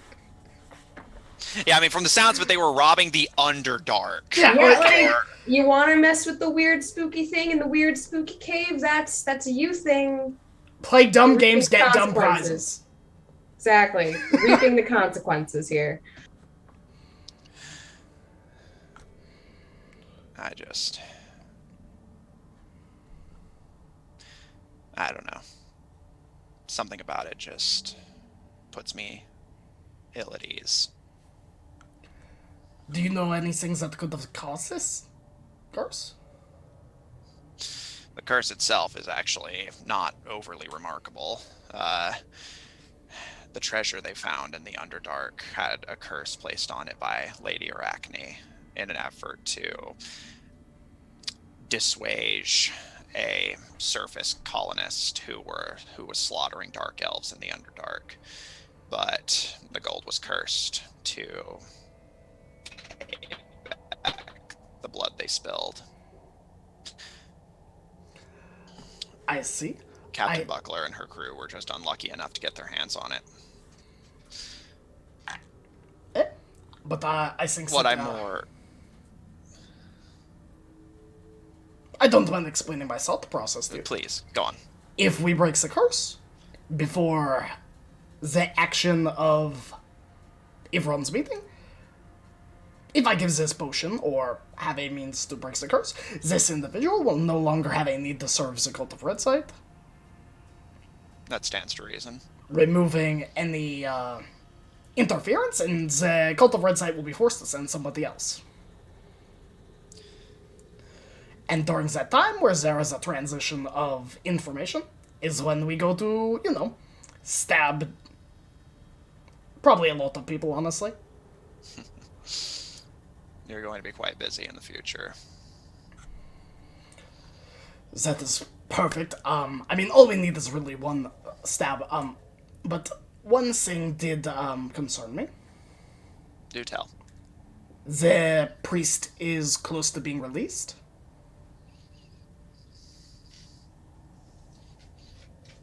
Does he look concerned? Like, is this a shock to Tails? Make an insight check. I would love to. That is I have a +5 to that. Okay. That is a dirty 20.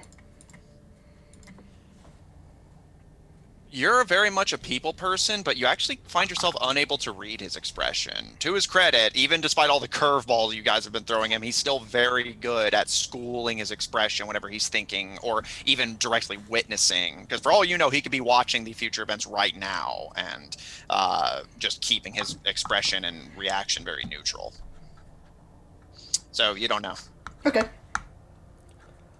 Then I think I would just straight up ask him.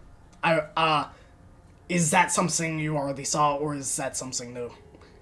Because if it is something new that you have not seen, then I would be under the impression that they already know about your power. So I would assume that they have someone on their side that also can do the stuff that you can. To that, I honestly can't say. If there truly is a Children of Red Sight caster of my caliber, then I truthfully may have no way of knowing until it's too late. But the priest's awakening is something that I've studied all potential outcomes of. It's by far the thing happening in this land that concerns me the most at this moment. Tails, do you have any contingency spells?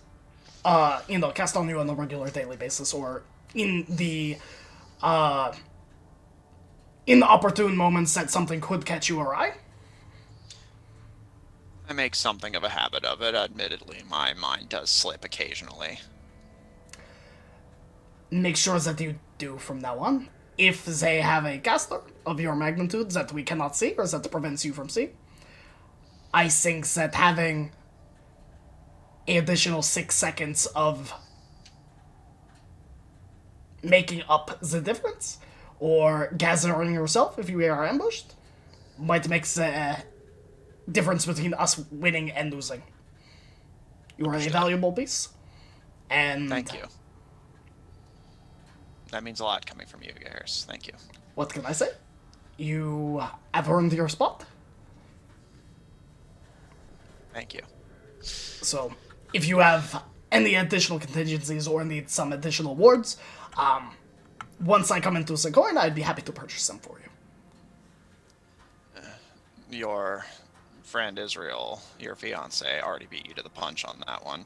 She's already asked me to see to the protective warding of the Silver Sanctum, ensuring that our research and activities can go unmonitored, at least through magical means.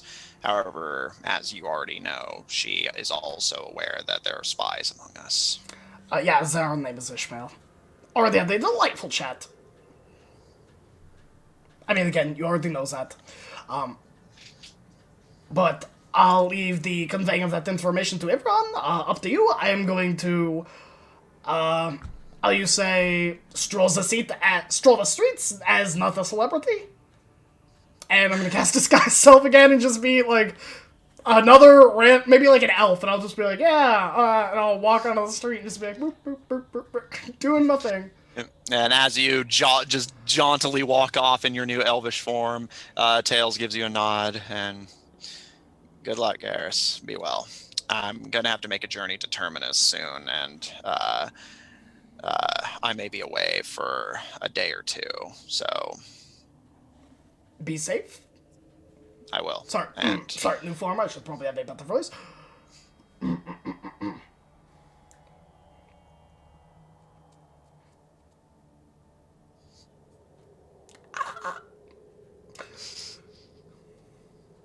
Hello? It is so nice to meet you. And Feldressil. Eldenananan. certainly would have fooled me. That is because I am such a good actor. He gives a smile and waves his arm and vanishes from sight. Harris is just gonna sing like this body tavern song in like this weird accent and just like stroll down the street.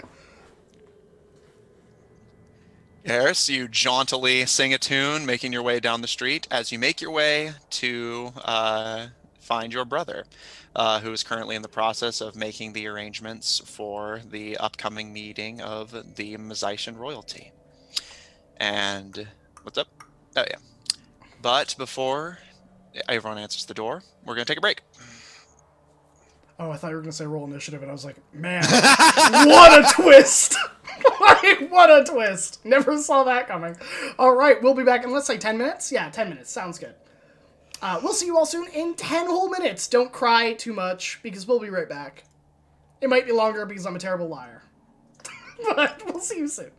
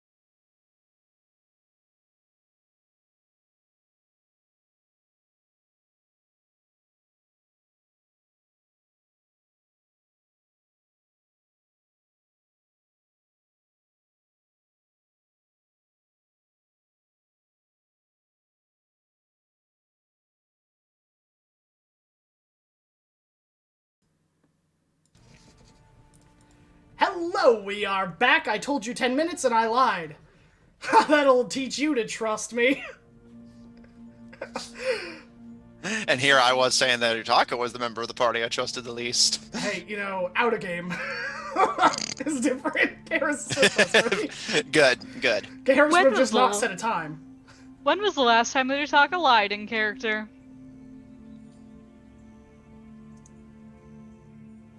Did he That's a fair say question, he I'll admit. Did he say he loved... What's her face? No. No. All right. While you guys ponder that, are you ready to dive back in? He's got a high deception. I probably wouldn't have picked up on it either way. Him? A high deception? Oh, yes. My plus, 0. Yeah, he can't lie. Prior to being a bard, that might have Surprise. flown. That might have flown past my insight. Ivron. As Geharis makes their way back to the inner tower of the Silver Sanctum, where you are currently in the archives conducting your studies. Again, it's been a day or two since the initial festivities. What topics have you been researching? Well, firstly, Ivron would have delved into the archives to look up any information that would be on Andraste. Because I think you said she's an Atlantean goddess? Yes. Yeah. So, Okay. we'll see if there's any records of her. Okay. Make me a history check. Oh, boy. History. Yeah, lore time, baby. Gosh, math. That is a 24. Okay. You learn of the Atlantean goddess Andraste.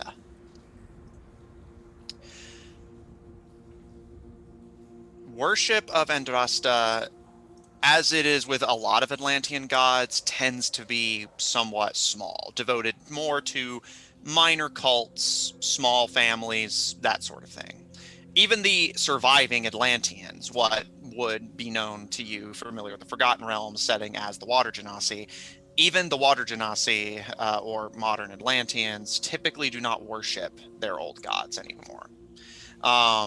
What Atlantean gods survived, many joined with other pantheons. For instance, you know that the Yavik goddess of the moon, where you and Geharis are from, their goddess of the moon is actually an Atlantean goddess who joined the Yavik pantheon because with all of her worshippers gone, where was she to go? However, not all gods accepted simply fading into obscurity or otherwise losing their identity as Atlantean kings and queens. Andraste was one such goddess.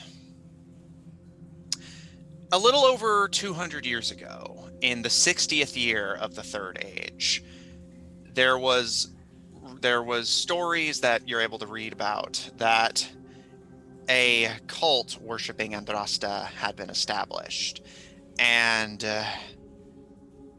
on this very continent, those worshippers were determined to give Andraste a place on this continent, as the native Mazaitians did not worship pantheonic gods as most of the world does. Most of them simply keeping to whatever culture they were brought up on, and kind of worshiping a sort of smorgasbord of different gods. You knew when you came to Mazai that even in nowadays it is a cultural melting pot where, you know, you've seen churches to Ninkalim in the north, churches to completely different gods in the south. Worship of Andraste on a global scale has typically been reserved for cults and the like.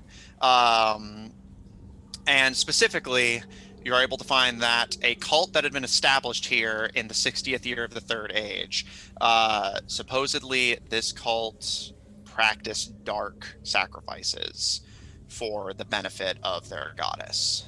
While Andraste is not necessarily pictured always as a bloodthirsty queen, There are some who see her that way. After all, the Atlanteans' conquests were seldom gentle. And as a result, many interpretations of Andraste depict her as this bloodthirsty, conquesting queen that wants her children and worshippers to imperialize everything they can see. And this cult brought up on that very idea. You know that Andraste has sisters and cousins across many pantheons. Her name is said to mean the indestructible or the inconquerable. She is often depicted riding a chariot. Her symbol across her worshippers, good and evil, depict the winged hare that you are now training for battle. And you find that worshippers of Andraste have a unique method of divination, where they would catch one of these winged hares and release it. And depending on which direction it ran and if it flew, which direction it flew, would determine the nature of an omen from Andraste. It's something of an augury. And beyond that, in your studies, you see that the reason the winged hare is seen as sacred to Andraste is because of an old saying that had happened back in the Second Age from empires that were at war with Atlantis. They would say that to go against the Atlanteans is to trust your fortune to fate, to show them that they are but hares and foxes ruling over dogs and wolves. And it is said that when that was spoken, the first winged hare was born. And Andraste gained her power, as at this time she was the queen of Atlantis and immortal, but as most Atlantean rulers, was elevated to godhood through the worship of her. As for the cult, not much is known about them. They eventually got into legal trouble and were forced to go into hiding. Many of the members were killed, but there were said to be survivors. And from what you see, the survivors have a variety of different names.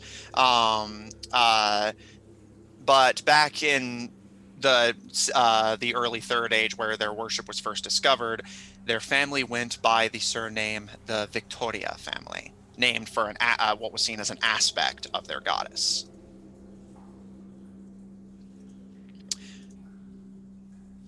Beyond that, the nature of the auguries that they would use the winged hares for, it is said that if it went left, that was an unfavorable omen, and if it went right, that was a favorable omen. Think of this as sort of the Atlantean equivalent of using the divination spell, where it can give you the yes, no, or maybe answer. This is essentially how they would go about casting it. But that is what you're able to find on the worship, that the Victoria family in the 60th year of the Third Age was found out to be worshiping Andraste illegally. Less that the practice itself was banned and more that their blood sacrifices were frowned upon. And that the Victoria family went into hiding, but many of their members are said to still be alive today, just acting under presumed names, or assumed names, rather. And you learn a little bit more about who, from the sounds of it, is your divine mother. Accounts vary on whether she is a kind queen or a vindictive goddess. And you're honestly not sure which account you trust more, as many of the negative accounts come from the cult and many of the positive accounts come from surviving Atlanteans. So there's not really a reliable way to get a completely unbiased account of what she was like. But that's all the information you're able to find. Awesome. Thank you. That's great. And anything else? No, go ahead. And I'll say it's about the time that you're wrapping up this research and putting up the last of the books that, Gaheris, you find Ivron, as he has been for a few days now, squirreled away in the archives of the central tower of the Silver Sanctum. Both of your breaths are still kind of sallow and forced, as there's still not a lot of oxygen in the tower. But, Ivron, your brother approaches you a few days after the festivities.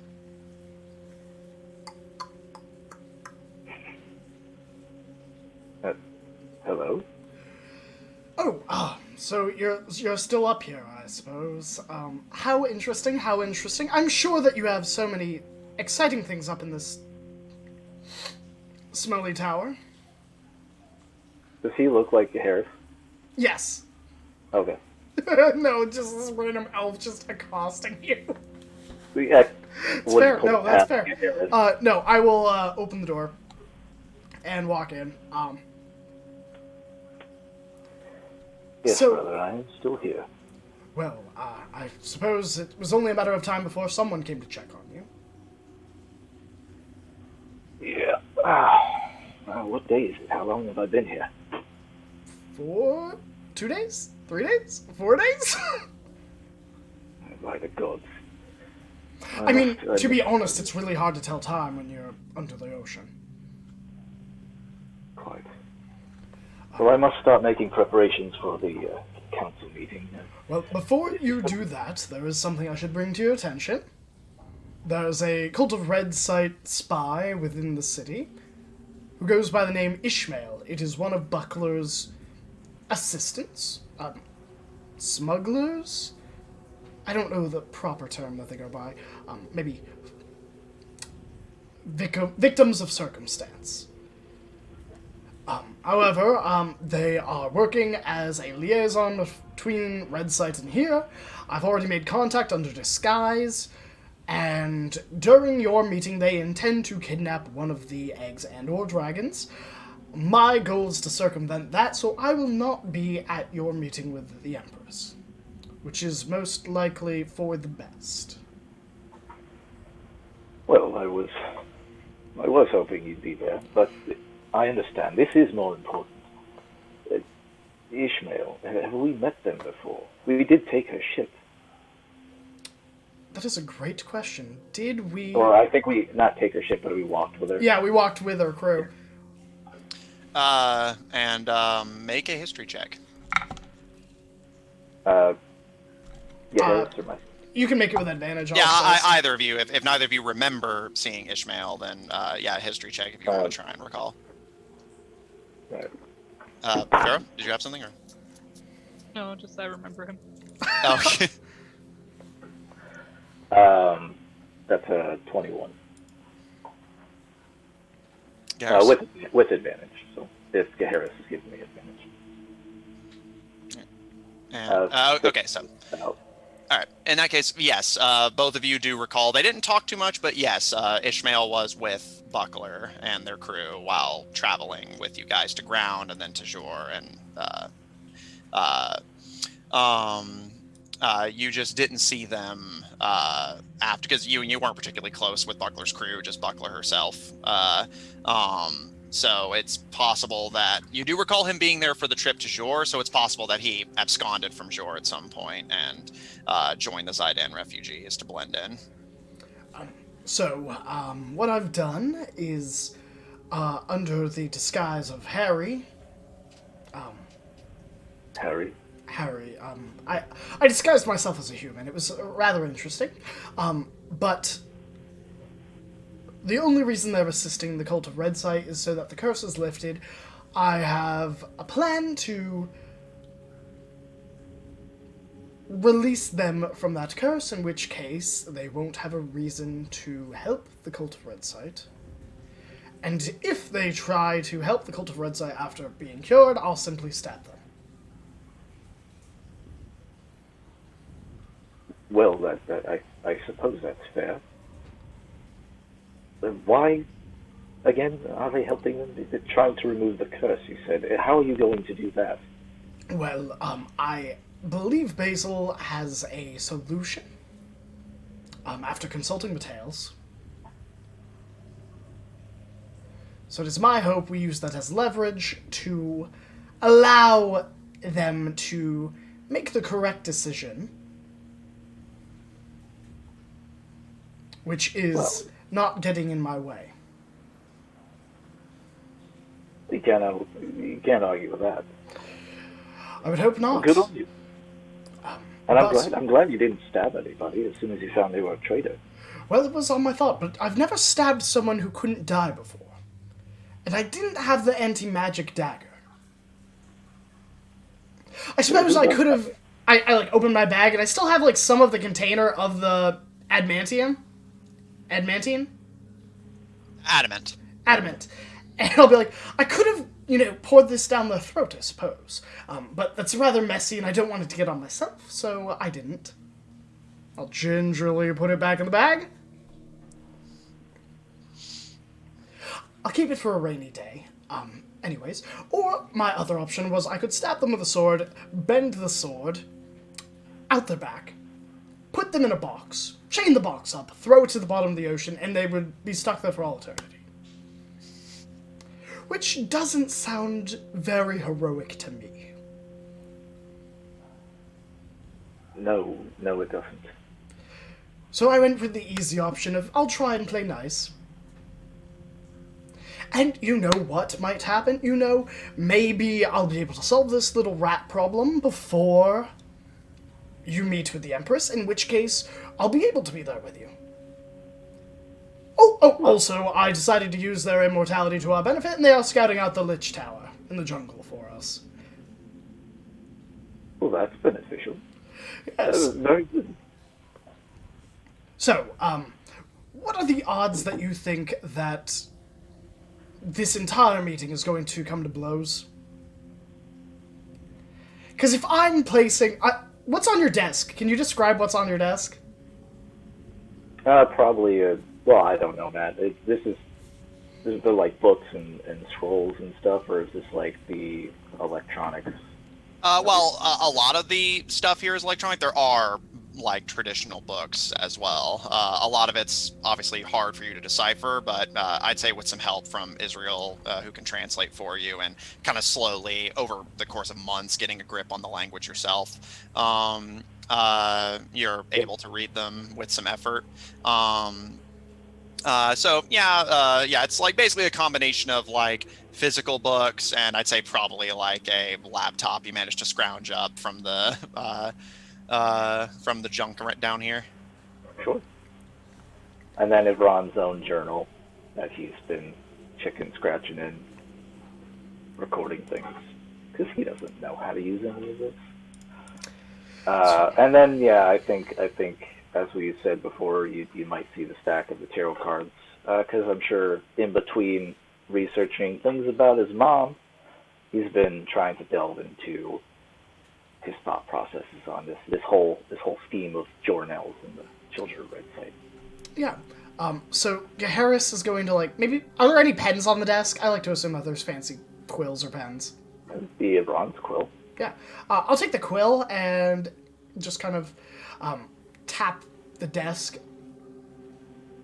Maybe get a few smudges on the desk, because I know it would irritate Ivron. Just maybe one or two.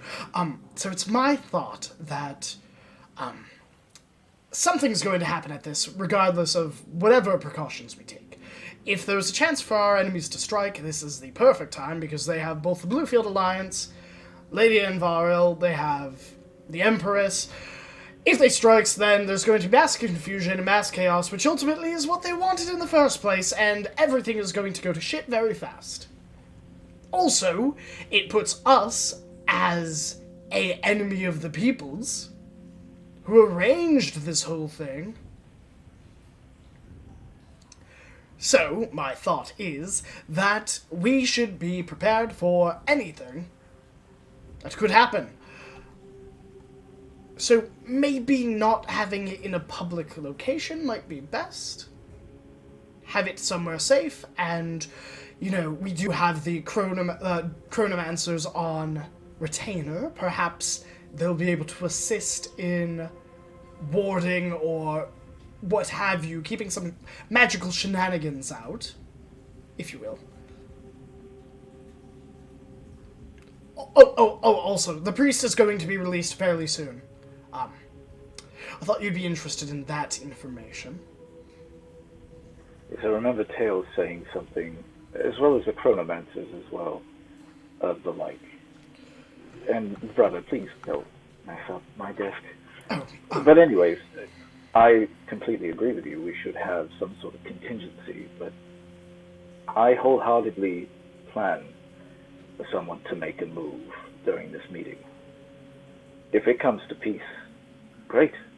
We have accomplished our objectives, and we hopefully, in some way, have dissolved our enemy's power base, but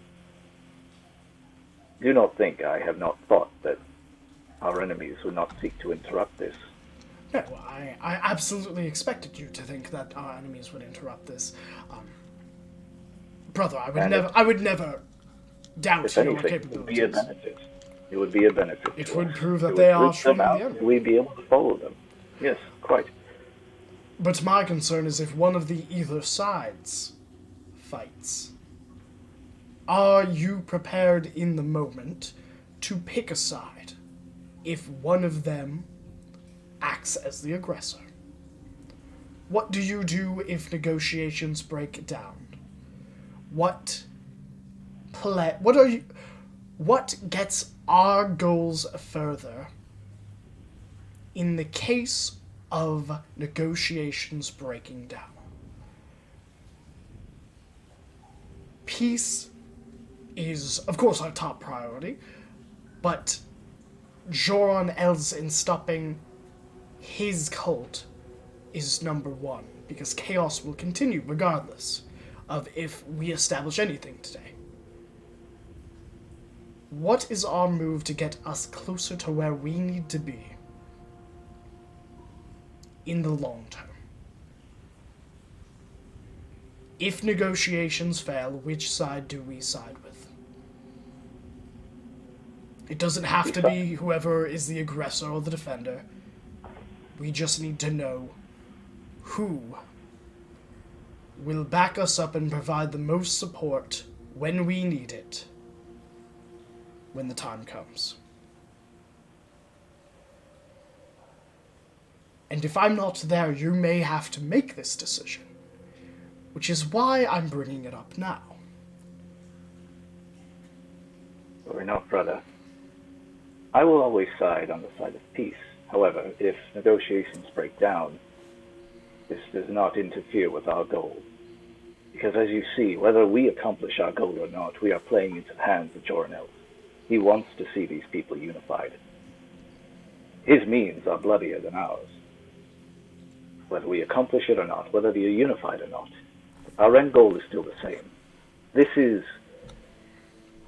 I guess you could say, a part of my modus operandi. I'm giving them the opportunity to make peace. I'm giving them the opportunity to put down their swords and make the right decision.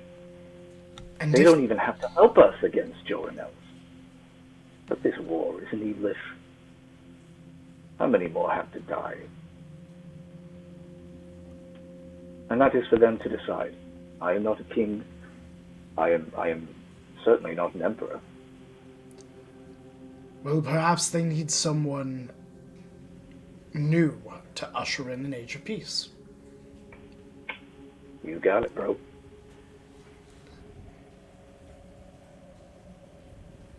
But who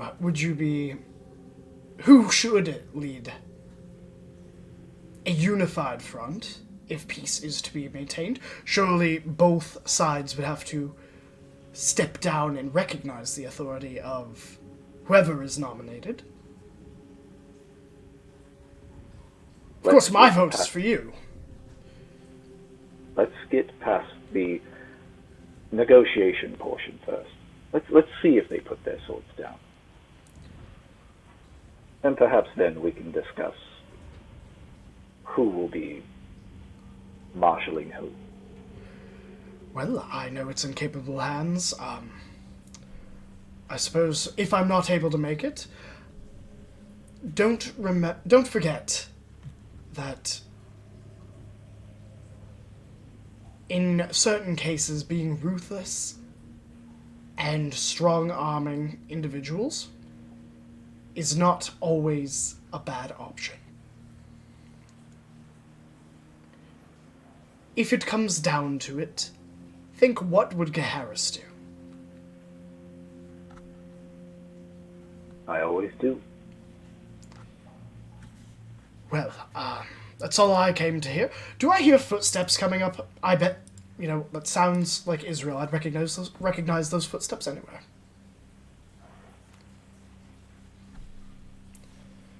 I don't hear anything. That's because I have higher perception. Yes.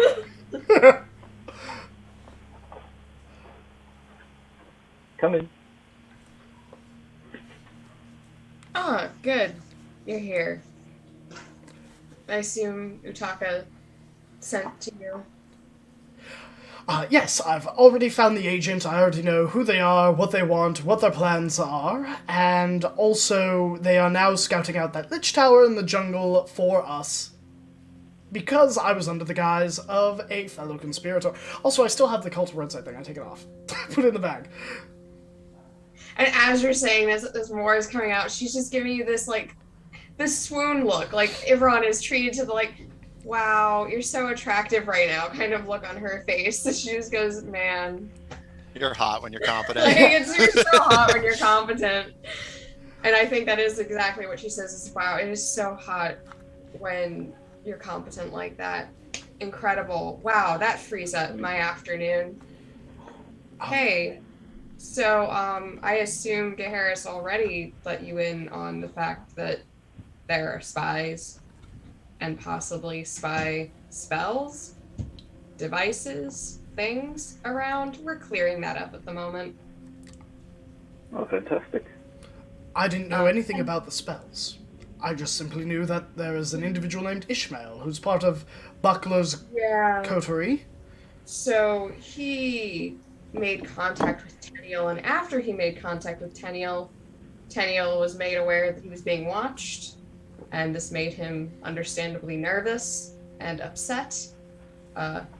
He conveyed a number of threats toward Alice on Jorn-El's behalf.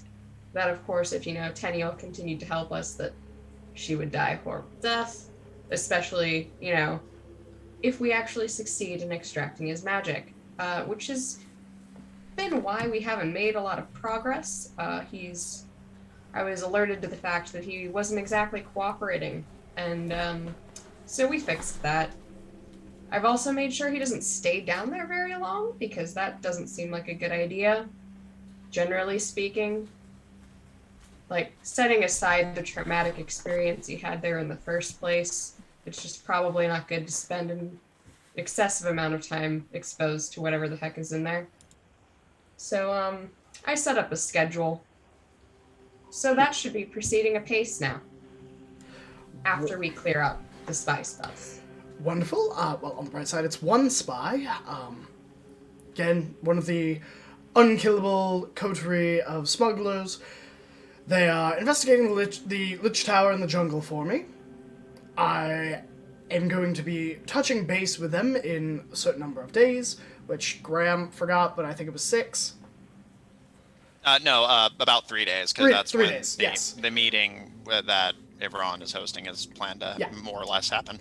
So, in 3 days, their goal is that them and I are going to steal the remaining dragon eggs to bring back to the Cult of Red site and to use it as leverage to get the curse lifted, which is their entire motivation for being with the Cult of Red site. However, after consulting with Tails, I believe there is a way to remove the curse within Basil's stock, so perhaps purchasing that and providing that as leverage will allow us to subvert them from their ill-intended gains.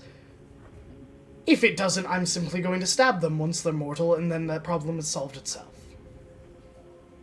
And she's been watching with that sort of wow, it's so great when you're like this. And she takes a moment and passes you half of what looks like her coin pouch. That's 500 gold. to this endeavor. She's like, here, take that. Whatever you need to buy for Basil, from Basil, here. I had forgotten what a heavy coin purse felt like.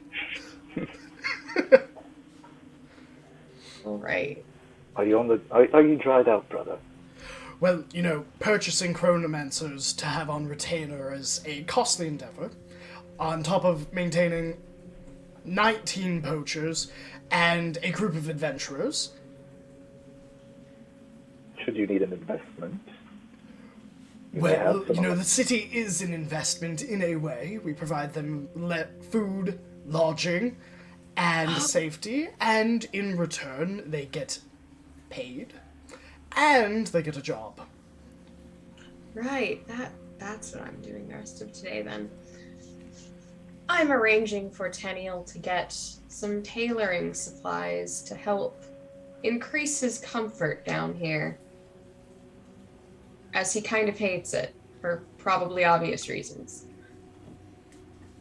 So, since you took care of everything else for me, and she does look like grateful, like there's that look in her eyes of like, we're gonna revisit this later in private, because, you know. But yeah, so I'll be doing that, unless you all need me for anything. Well, we were having a wonderful discussion about if negotiations go poor... One moment. I bet that's Utaka coming up the steps. I would recognize those footsteps anywhere. Gathering party. Utaka, are you coming to pop in or no? About it. You're muted. Where are they? Where is this? We're all in Ivron's office. This is in one of the top floors of the central tower. Is there a balcony? Not up here. Not that you found anyway. No. Utaka just blasts a hole in there and makes it. It just swings in. Yeah, just like, Spider-Man is that the crackle of a thundercloud I hear? And they use call lightning to blow a hole in the wall. Hey, what's up? Hey, it's Utaka. This house looked very, very dark, so I used electricity to make it spark for a moment. You're welcome. Do you look out into the hallway? Yeah, I'll look out in the hallway. Are you looking... You're looking, like, down the stairs, or what? Yeah, I think we have to go upstairs to get to the office. Sure, yeah, that makes sense to me. I'll open the door, and look, I might have imagined it. No, you don't. You don't see him. But you did hear him. Well, I have no idea where Utaka's going. I hope it's someone... You hear, like, snickers from above you. Spider-Man motherfucker. Yeah. He's just, like, clinging upside down on the ceiling. And, Gahar's, Utaka's mutated arm gives you a wave. We were just chatting. Thank you for your sending, by the way, earlier. I hope what was it? The crunchy octopus? Calamari. It's fucking awesome. You should try it. He releases the ceiling and, like, lands, definitely. Come on in. We're all here, that's good. Well, except for Griaz, which... I haven't seen Griaz, but I'm assuming... He's busy. He was... I don't know if you know, he, like, spent some time with Brooke last night. Anyway, I saw them, like, walking off together, and I haven't seen him since. All I'm saying. Hey, so, back to what I was about to say. With the meeting in a few days between the Empress and the Bluefield Alliance, I think we should discuss what our steps are if they can't come to peace in the meeting, or if someone tries something. Which, let's be honest, with our luck, something always happens. So whose side are we on? Our side. Yes. Right. And so, like, from where I'm standing, that feels more like the Bluefield Alliance has helped us more. Yeah? We did scam the Empire out of a lot of money that they're probably going to be upset about when they find out. I Well, mean, we could also be like, Or they've been complicit with like the whole thing. So I would tentatively agree I with you talking here. I would but agree we could as also well. be like super grateful that they brought us back to life. On top of that, you know, how else did we get a red dragon egg if we didn't kill a dragon? Are you gonna bring it with? Yes, right after this meeting, I'm going to hatch both of those eggs. Oh. Are you sure that's a good idea? You want to bring like a little baby dragon to some meeting of? I mean, Well, that meeting's not for a few days, right? Right? Oh, yeah, it's in 3 days. Oh, Counts. okay. But, you know, I think that it's a very big, quote-unquote, power move. That's what Basil told me once. To bring dragons to a negotiation. Are you sure he meant baby dragons? Well, I don't know. I could say, hello, I'm Lord Blackmont, father of dragons. First of his name. You. Lord of the okay. Baronels. One of the founders of the Silver Sanctum. That's a very impressive You say title. that without them being physically there, and I feel like babies underfoot is probably not the best place for them. That's fair. Correct me if I'm wrong. No, you're right. You're right. I mean, Zalbegatorix hasn't been a problem.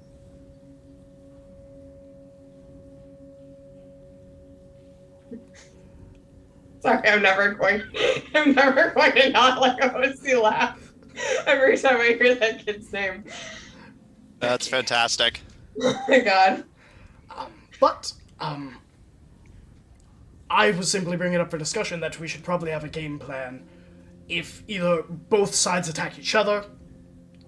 As we are the ones hosting this event, we don't want our fight and our goals to suffer because, you know, Shouldn't Is it happening here?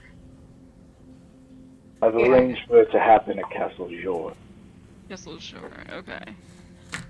This is away from the port town, far enough away anyways, that if there was some sort of immediate explosion, let's say, no one should come to harm.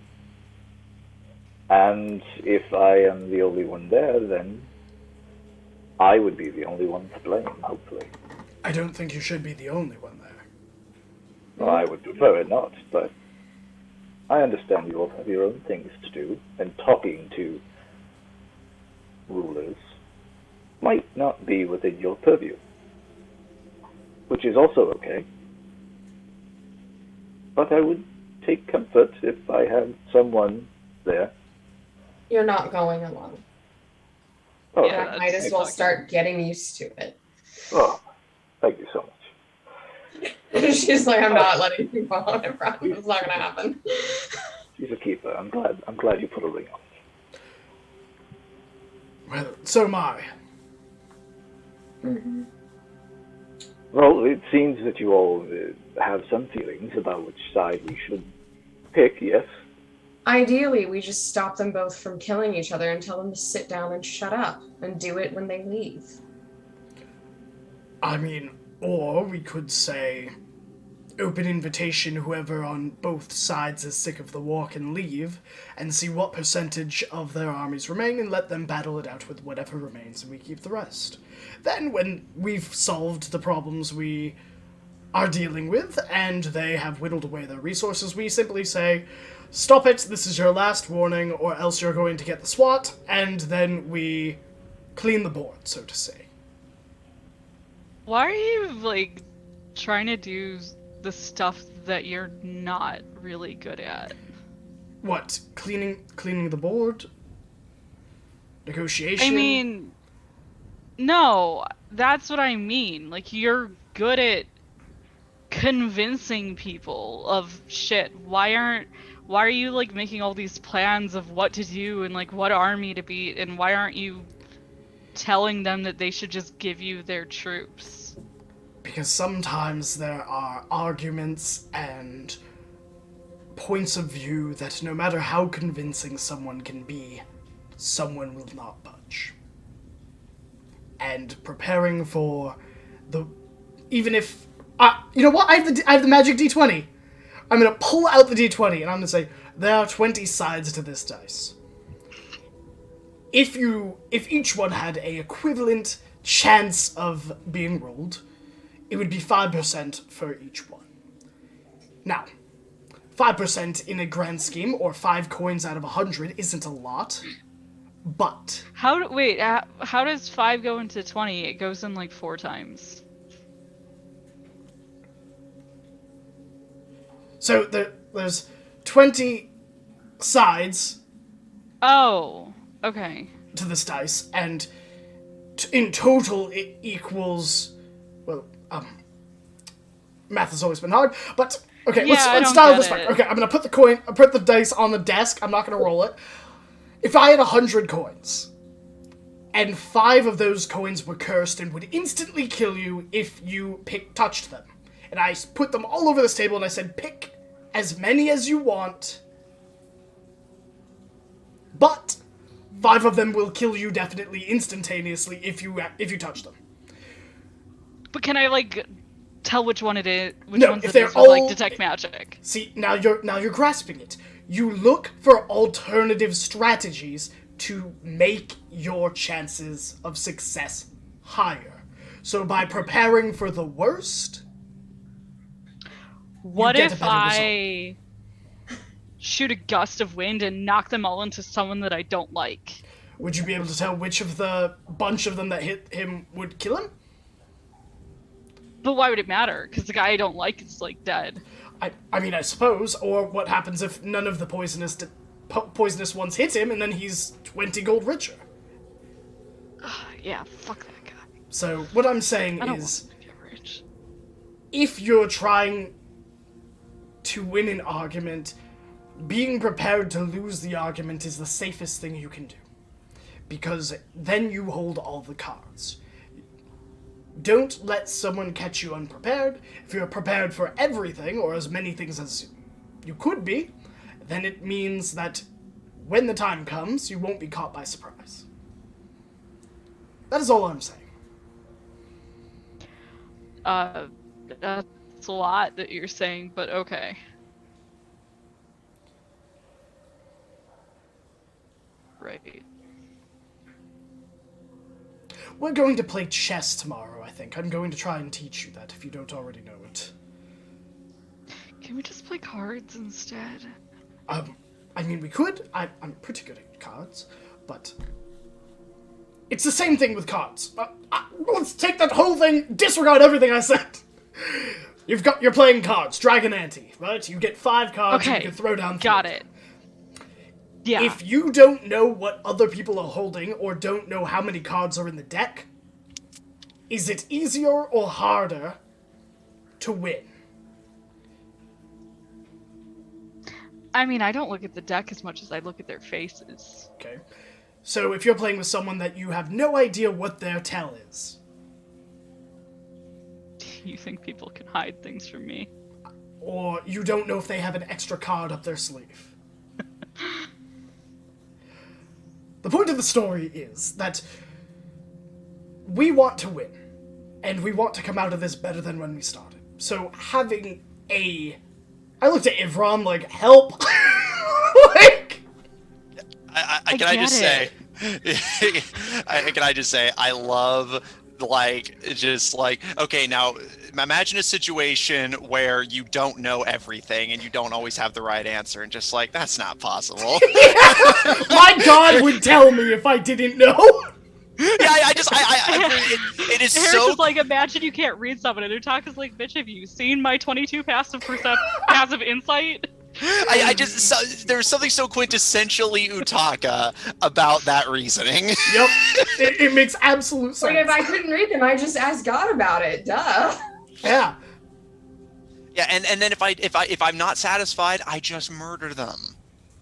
Duh. I was just gonna say, I just cast command and say, put your cards down, and I look at it. But, if Ron, or Israel, maybe one of you could, help, please? Just like, And Braun just gives you a look like it's like he's eyeing Israel. Like, do you understand what he's talking about? she just looks kind of amused and a little confused. Like, where were you going with this? I get what you're saying with the cards. I feel like you like lost it though. I think what my This brother is- is trying to say is that we need to have a contingency should things not go the way we plan. However, brother, Yes. there is no real plan. Get these people together, bring them to the table. If they choose peace, they choose peace. Everyone wins. If they don't, well, now we know where we stand and where they stand. Well, It does not change our goal. We are still after this enemy. okay. Jorinels, if that be our enemy, then that is our goal. Not to mention, brother, we do have our token force marching its way to greet us. That is fair. But when we meet them, what do we have are we prepped for if war wizards begin to throw spells at the castle? Are we prepared for if archers burst out of the hidden wall? Are we prepared for Joran elves and a group of Hell Knights to take us into custody? All I'm saying is we need an answer for all these problems that could happen should they happen. And we can't have our plan happen in the midst of crossbow bolts. I mean, we could, but it's not beneficial to do that. Are you getting my concern here? My concern is that all of you could die, or any one of us could die if we go in there, and making sure that doesn't happen is a priority. Is anyone here afraid of dying? If you are, then by all means, you do not need to join me. I'm not scared of My any... fear of dying would stop us being with you. But even so, there are only so many contingencies any of us can plan for. And the contingency of not dying is something that we've been pretty good about thus far. So I'm not terribly concerned, one way or the other, whichever way these dice fall. We'll find a way to make it through. Us, at least. I'm not too sure about the other two parties. Braun stretches and he's like, well, I think I've been in here long enough. It's quite stuffy. Brother, Yes, I think brother? the answer to your question is have faith. Faith will be our plan for now. And he'll walk out. Harris just has this look of, I'm gonna have to do this. It's like, just like this complete, like, okay. Harris, Yes, dear? we know what the contingency is. Have faith that we'll all follow through with it. The contingency is going to be ensuring we all get out of here alive. Our priority is not either of them. You know this, I know this, they know this. It's... And whatever the way the dice fall, it's going to be a mess to clean up that we're all going to have to clean up one way or another. It ain't like they And we're not can going to know turn. how until we know what kind of mess it is. Unless you want to arrange it to be a very particular kind of mess. Yeah, it ain't like I they would can never do turn on. that. Ridiculous. All I'm saying is it might help to have a few extra hands on site as backup if needed. We can't count on Tails to always help us, and I fully expect them to have wizards of equal caliber on either side. How many of your people will be available to us that you aren't already using for something else? Are you coming to this? I don't know if I'm coming to this, which is why I'm trying to help assist. Excellent. Then I have a those spy to people you just catch. mentioned you had on retainer, who are not helping you with the spy thing, let me know who they are. I'll arrange something. I will do that. Excellent. I'll see you later. And she'll walk over, give you a kiss on the cheek, and walk on out. Because she's going to go get fabric and stuff for Tenniel and find out a place where he can sort of set up temporary shop. Yeah. Utaka, you were left in the archives with Geharis. Anything from you? Do you still have those letters or whatever that Els wrote? You know, the ones he folded up like real small that had a lot of writing on them? Oh, yes, the one that was inside the locket? Yeah. Yeah, I still have that. There wasn't anything in there like hair or anything, was there? I didn't look for that. And we were outside when I opened it. I can't remember if it was breezy that day. While we were outside in the, I see your head shaking. Is that no? You don't remember, or No. Like, no, it wasn't breezy because remember you were in the salt flats where there's no wind. Right. Fair. But no, I don't know. I will pull it out and lock it, and I'll open the locket, and I'll just like throw like this massive manuscript. Make an investigation check. I'll give you advantage since I'm guessing Utaka's helping. Oh, I was gonna assist Utaka. All right, Utaka, roll. I don't think investigate. either of us are great at this. Nope. Yeah. Okay, with advantage. With advantage. Hey, that's a 18. Do you want to add a bardic inspiration? I would love to add a bardic inspiration. Join that D4. I think. That makes it a 21. Oh, no, it's a D6. It's level You're 1 right, it bardic is inspiration. 1d6. Yep. Okay. Utaka, you and Geharis spend some time looking over the locket and the manuscript, trying to find anything: hair, fingernail clipping, skin mites, anything you can find that would be some sort of DNA evidence of presumably Lord Els.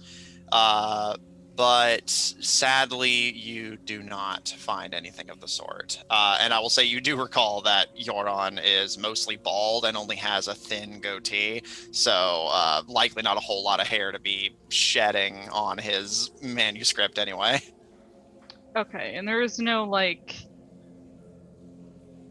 say, splatter of blood somewhere on the letter or No. something like that? Okay. The closest there is what appears to be the remains of dried tears, but that was on Donahir's letter, not Yoron's. Yeah, that's because our dad loved us and cried when he was writing it. Okay. I mean, it's not the best, but I could use the letter, I guess. I want to know if Els is gonna be there at this meeting. Between you and me, I would bet yes. After all, the Emelian Empire and the Hell Knights are in a alliance. As such, they would have a representative. However, most of the Hell Knights have been called back to the keep. If there was going to be someone, it would either be Joran Els. Matt, who would be a superior under Joran Els that I could reasonably expect could be a substitute? Make a history check. Sure. Would it be with advantage, as I assume Ivron and I probably know a few levels of command? I'm not going to give you advantage, but I will say it's like a lower DC. Okay. 17 on the die, and that was what, history? Yes. 21. Okay. Just a hot second. I have this written down. Ah, yes, I know them. Their name is What's-Their-Face. Yeah, that guy. That guy. Guy I knew it. person. God, I have so many documents that my computer's not even showing me the thumbnails of them anymore.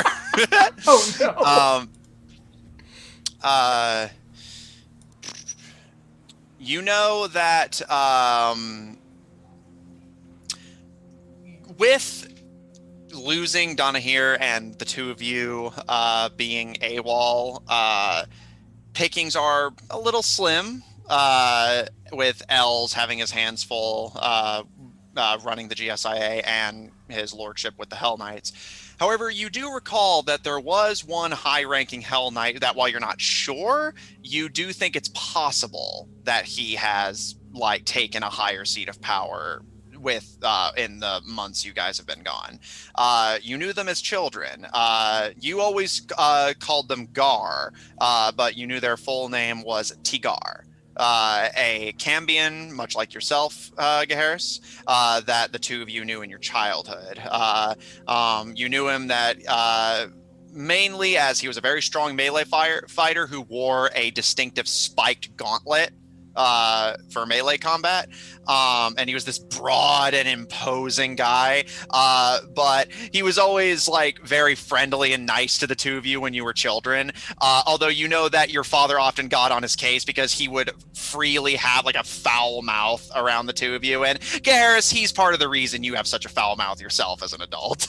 And he was also a somewhat heavy smoker, but you knew that from you two having a personal relationship with, he always preferred to go by Gar instead of Tigar. So you always knew Gar to be this foul-mouthed and imposing but very kind-hearted Cambion man who was actually very good with the two of you as kids and was trusted to take care of you even if he got on your father's nerves. And he also had a noteworthy collection of magic items. He fancied himself something of a researcher on the occult and supernatural. What color tiefling? Red. Right. So there may be a red tiefling. If Joran Els is not there, it would be Tigar or Gar. Red tiefling have a spiked metal gauntlet, and a lot of magical items. They are an old friend of Ivron and mine. We grew up and knew each other. Very kind when I last saw them as children, so not sure if we can rely on him. But if Ivron is there, then it should be something, at least. Okay, this is something. I'm gonna pull out my sending stone to Ivron. Hey, Ivron, it's Utaka. You know how you were, offering to lend money to Kaharis? Can you lend money to me instead? I need, 1,000, thanks.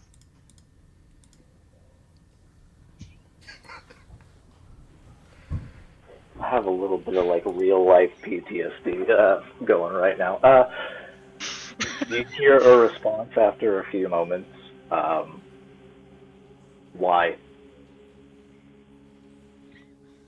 And that's it. Oh, I'll cast sending. I like to think that April actually remembered the word limit that time and was just doing it out of spite. I can't imagine that it was out of spite. More so, that literally is the only question he has right now. Why would you want money from me? To do what with? Utaka's the worst person to have asking money from you, both because you don't want to give Utaka money because you're not getting it back, but also just because what are you going to do with it, you sinister bastard? I would disagree. Utaka bought us nice things.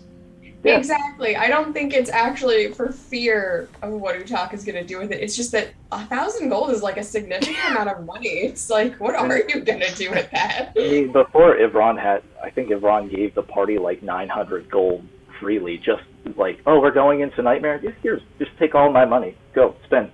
Get whatever you need. So he's not opposed to giving money, it's more so, what?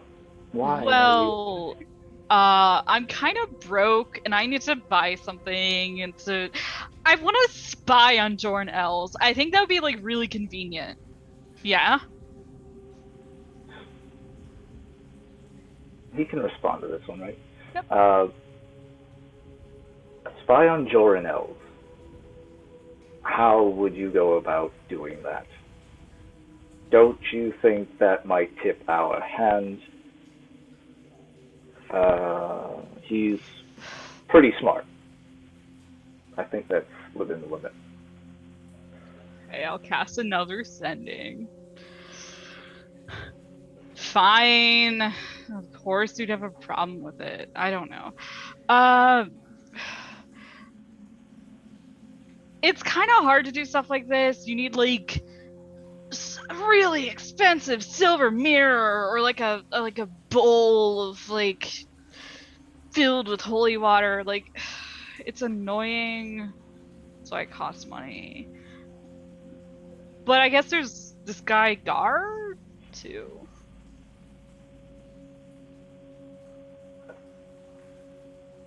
Oh, I know Gar. And are you trying to scry? Also, could we just talk in person?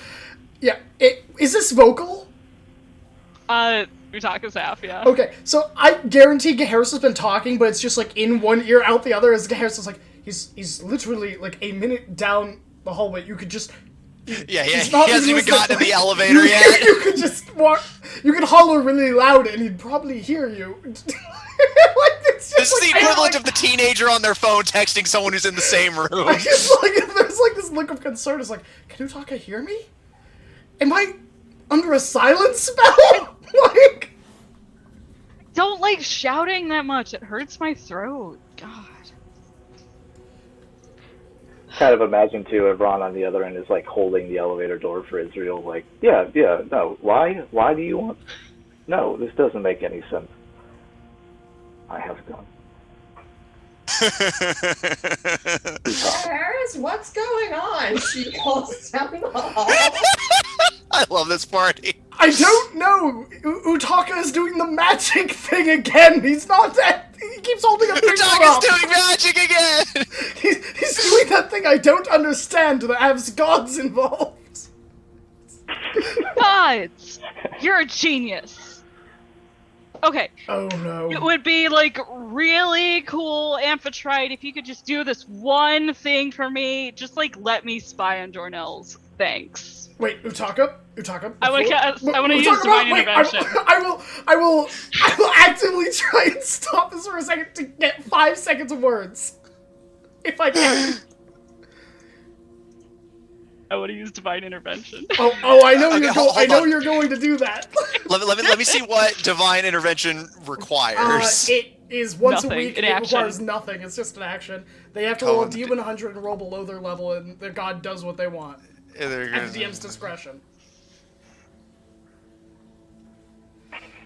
If I roll below, then they do something helpful. Yeah. Okay. If they roll above, it's free game for a DM to do whatever they want. Which is why Garrus is like, Utaka, maybe we shouldn't be asking the gods, what if they get angry? Okay, so I use divine intervention. Yeah, I was gonna say, yeah, and since it does not require an action, even if Gaharis physically restrained you, that wouldn't stop you I from doing wouldn't it. physically try to restrain him. I think it was more of like, you're praying to the bitch queen. Like, So we're underwater. I got a really nice number, and by that, I do not mean 13 or under, I mean I got a 69. Nice. Nice. Okay. So not the number I needed. Okay. Utaka, as you say this prayer, nothing happens. She's such a bitch. Anyway, what were you saying? Why are you like getting all upset? All I'm saying is, what if a god gets angry at someone asking? I don't talk to gods often. Yeah, I can tell. So what I'm saying is, what happens if they get upset? Or they think we're being bothersome? We're in a city underwater. I know that doesn't, bother some of us, but also gods are not above destroying a city because they're pissed. You know she's, like, intentionally letting me use power from her, right? Like, this is a choice she's making. No one That's can how this understand the works. gods. I mean, No, I agree. I'm not disagreeing with that. But all I'm saying what's is the worst that could happen, I guess? she No, calls she's not gonna destroy a giant the... sea monster to attack the Silver Sanctum, break the glass, drown everyone here. And After I just spent all that effort making a temple for her here, that seems like really strange. I'd like to make a history check of when the last time, or if there has ever been a case of a god just smiting a city for shits and giggles. Smiting their own temple. Yeah, hey, every city may have a temple of a god. Like, that's just, If it's a poor city, yeah, it really depends. Yeah, like... Make a religion check. I would love to. I'm How gonna offended burn a is he? chat inspiration for this. Glad I did. That is... Gosh, what is my religion? Oh, +7, okay, yeah. That is a 22. I forgot that I knew religion all along. I've just been playing dumb. Yeah. Gaharis, it's more those classes you slept through at the Hell Knights. Some of it rubbed off on you unconsciously. It is... You're sort of both half right. There are indeed, as you fear, stories of gods being angry with their followers or people in an area and smiting an entire city just to punish the few they were angry at. However, Utaka is not quite wrong in that, there's a temple here. You have heard stories from all over the world of gods being angry with people connected in some way to their followers, destroying the city, but the temple being the only thing spared. So by your understanding of gods and their divine anger, it is very possible that Amphitrite would crack the glass and flood this entire city, killing everyone except for Utaka, just because Utaka and the temple would be fine. I explained that. And I think I pull, like, several details and be like, in the year 1609, Cloverfield, which was a city, a massive titan of Earth came and trampled it down and destroyed everything, except for the temple. I gotta write that shit down now. Or in Petal Blossom, the god of the fertility and of the harvest, withered the lands and for 150 years let nothing grow because one person spit at her exarch. In fact, she cursed everyone who lived there to perpetually be living in a state of starvation at all times, including her own priests. But she didn't let them die. She let everyone else die, not her priests, though. Well, like, one of the gods that, like, is kind of cool with me helps with curses and stuff, so I should be okay with that. Does Utaka look any more cursed or any less cursed? They still have their mutant arm. That's fair. It's just... well, I'm just saying that, What? Why are you giving me, like, a history lesson? Because... This is really boring. Well, someone has to teach you, school smarts, and I suppose I'm doing that in Melvin's stead. Melvin should be doing that. I'm going to play with my dragons. Okay. Cool. Also, let me just thank you, Graham, for the 2 free cities and plot hooks to use in a future campaign. You're welcome. I could have rambled off like 50 more. Just been like, no one died in a whole city for a whole century. They just continued to age. So at a certain point, they could not move. Incredible. So yeah, Israel and Nivron in the elevator, finally, I suppose, after that. I'm coming! Hold the elevator!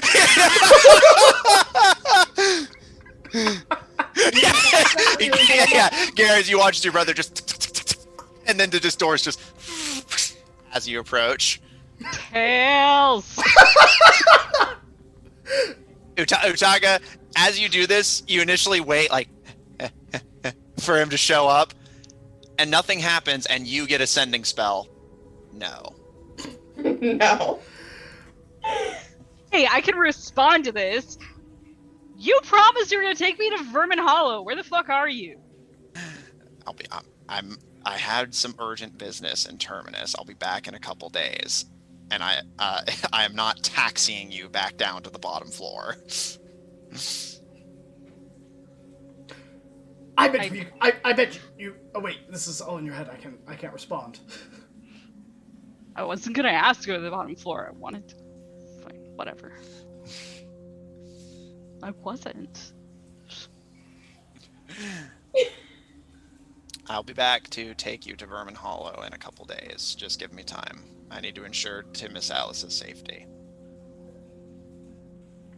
What was that? What was what? No, sorry. What was literally the words you just said? Miss Alice's safety. Oh, Miss Alice's safety. Okay. Gotcha. Okay. Harris, Ivron, Israel, any just urgent business you want to see to over the next couple days? I'm hatching the dragons. Okay. Israel, anything from you? Yeah, she is acquiring fabric and space for Tenniel to work in. Okay. So they can build some nice things to wear. Any Possibly idea? Just also like just getting him some nicer clothes to like get him through him making his own, as well as maybe others to just like calm down. Okay.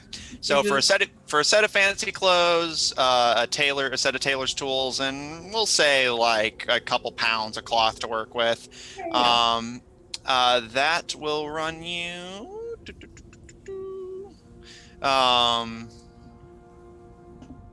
We'll say 20 gold. Cool. Yeah, she's got that. All right. No worries. I'm gonna throw in another 30 gold of fabric. Okay. Okay. He has a significant amount of fabric now. Yeah, that'll get him quite a lot. Okay. Griaz and Melvin busy themselves looking after you guys as dragons when you are unavailable too. Ivron,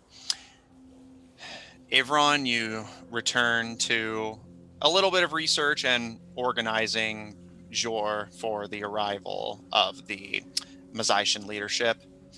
Harris, you devote yourself to the tracking and readying for the confrontation with the Children of Red Sight spies that, from the sounds of it, report to, or at least intend to report to Joran when needed. And Utaka. It's a few days after the festival now, and as promised, you find yourself kind of startled awake as Tails is just like waiting politely with mage hands politely crossed over his torso by your bed as you wake up, and he kind of looks down to you and kind of raises an eyebrow a little bit. And are you ready? I like turn and shake Regina awake.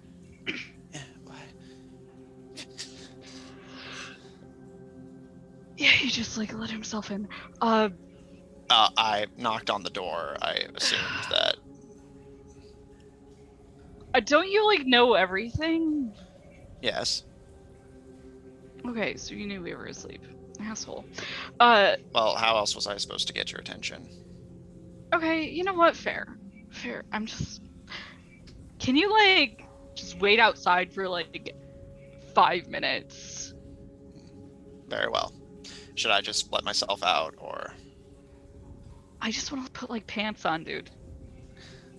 All right. He kind of raises his mage hand and wrist to you before walking out into the hall with a swish of his cape. Imagine waking to Tails standing there like those kids that just stand there at the edge of your bed. waiting for you to wake up because they had a nightmare. They don't touch you. They don't do anything. They just stand there and stare. And as soon as he's out of the room, Regina just kind of looks to you, Taka, and just, at some point, someone has to teach him social skills. I mean, doesn't he spend like all this time with Melvin? It kind of explains it. Yes, but I think Tails came first, and then Melvin. So. Oh. How long has Melvin been with them? Was Tails like a father figure to him? Oh, that's concerning. Anyways, yeah. What was he talking about? Where are you going? No, we're both going, remember? You said you were gonna. And she's kind of like Can you leaning like grab your stuff? Yeah, she's kind of leaning over and like putting her glasses on and like kind of blinking to get the sleep out of her eyes. And what are you? And like there you can tell there's that moment of like the gears kind of clicking into place as she's waking up, and just we're literally first thing in the morning, and she's like, "Oh, great, fantastic." That's today. Yeah, I think that's today.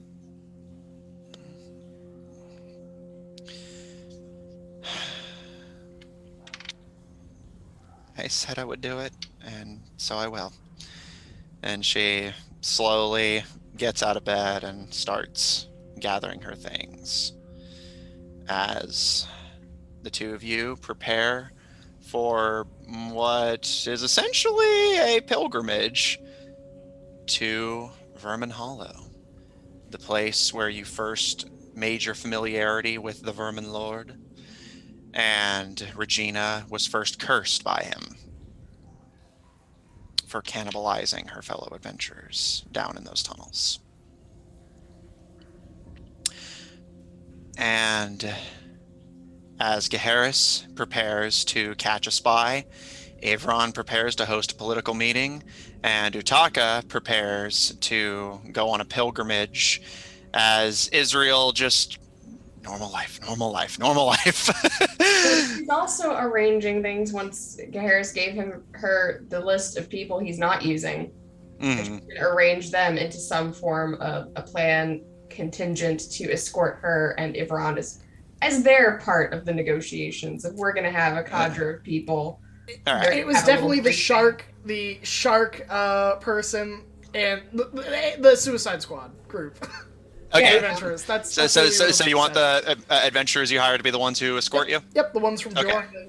Okay. Cool. They've been with us long enough that we know we can trust them at this point. Exactly. Okay. So she gives them a debriefing, a rundown of what's expected to happen, what they're expected to do, that kind of thing. Okay. And then what's up, Jeremy? Do you have something? Or? Just gonna say, before everyone parts their ways, Ivron gives each one of you 1,000 gold. So. Okay. There you go. Ivron gives each of you 1,000 gold. As Ivron, you start planning to make sure Jor is ready to receive the Mazaishan rulers. Gaheris, you ready to make your move on Ishmael, as they will likely be making theirs soon. Utaka, you and Regina ready for your pilgrimage to Vermin Hollow. Israel, you start organizing the mercenaries, Payne, Michael, Gar, Jack, Cindy, all of them, and start prepping them and debriefing them on the situation as you and Ivron prepare for your return to Jor, where you will potentially be overseeing either a peace brokering that will end this war once and for all and unite Mazai against the Children of Red Sight, or potentially escalate the situation even further, drawing away from both you and Lord Elz's plans for a united Mazai to face down against the priest and the remaining Children of Red Sight operatives.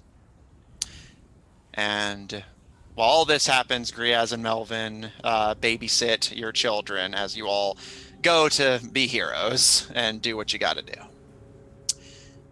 And that is where we're going to end tonight's session. Oh, goodness. All right. Utaka's making a pilgrimage. Garrus is catching a spy. Everyone's got peace to negotiate. Got a lot going on. Things are getting interesting. I'm excited for it. But you know what else? What I'm excited for, Matt? That time of the night where I get to hear all my friends talk about the cool projects that they are involved in. Hi, everybody. Thank you for tuning in. My name is Graham, or Graham Crackers, and this is my channel. What is this channel all about, you may be asking? Well, I'm glad you are asking. Graham Crackers is all about making memories with friends, whether those are through TTRPGs, RPGs, or video games.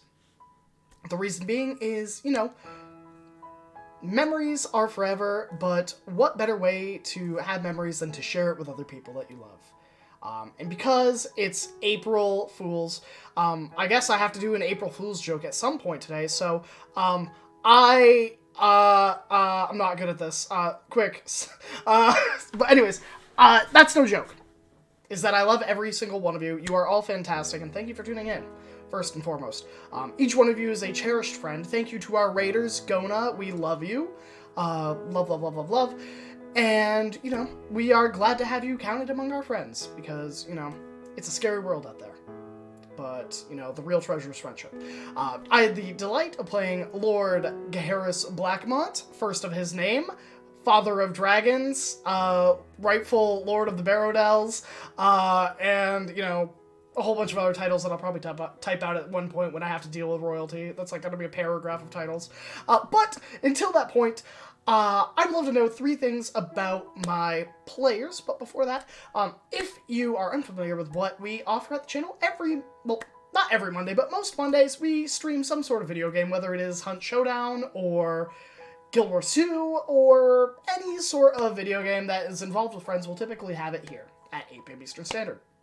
Outside of that, every other Tuesday, we have 2 campaigns. At 7:30 p.m. Eastern Standard, we have Anarian's Rest, and at 8 p.m. Eastern Standard, we have Shards of Anarian, which just finished with its finale for Season 1, so we will be taking a break for about a month, maybe a little bit longer, depending on, what happens in the world, and the crazy stuff that entails. But, outside of that, we are also going to be casting some new shows on the channel.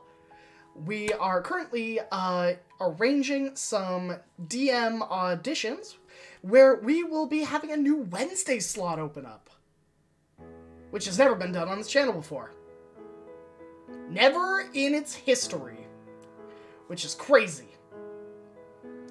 Do I know what it will be? No, because I haven't done the casting yet. Do I know who the players are? Don't ask me, because you know what? I haven't done the casting yet. But when I do, you will be the first to know. But I want to know some things too. I get to ask some questions now, and I want to know 3 things from my cast. Who are they? Where can we find them? And what cool projects are they involved in? Was that too much enthusiasm? Should I dial it back to a 6? A little bit more. Let's try to reach a 9. I have to dial it up.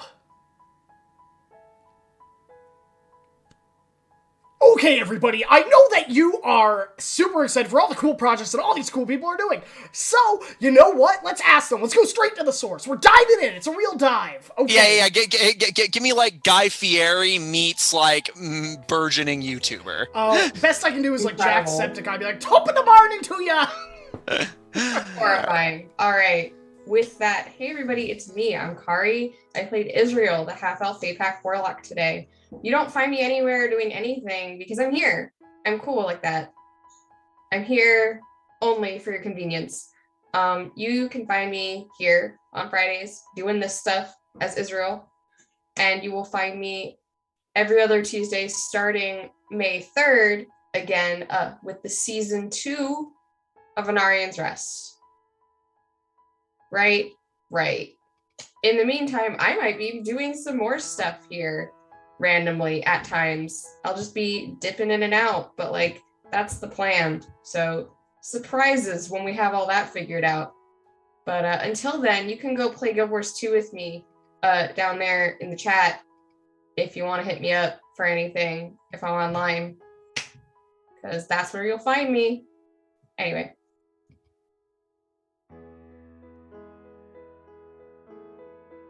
I'll go last. Hello, everyone. My name is Jeremy, and I have the pleasure of playing Lord Avon, Blackmont, Protector Asmar of Ghost Paladin. And you can't find me anywhere, really. I do have various social media under the handle of Dane Darkstride, but there's not a whole lot going on. I don't do anything else. I'm only here on Graham Cracker's channel, 8 p.m. Eastern every Friday. But I hope you all enjoyed tonight's episode as much as I did. And without further ado, I'll pass it on to whoever's next.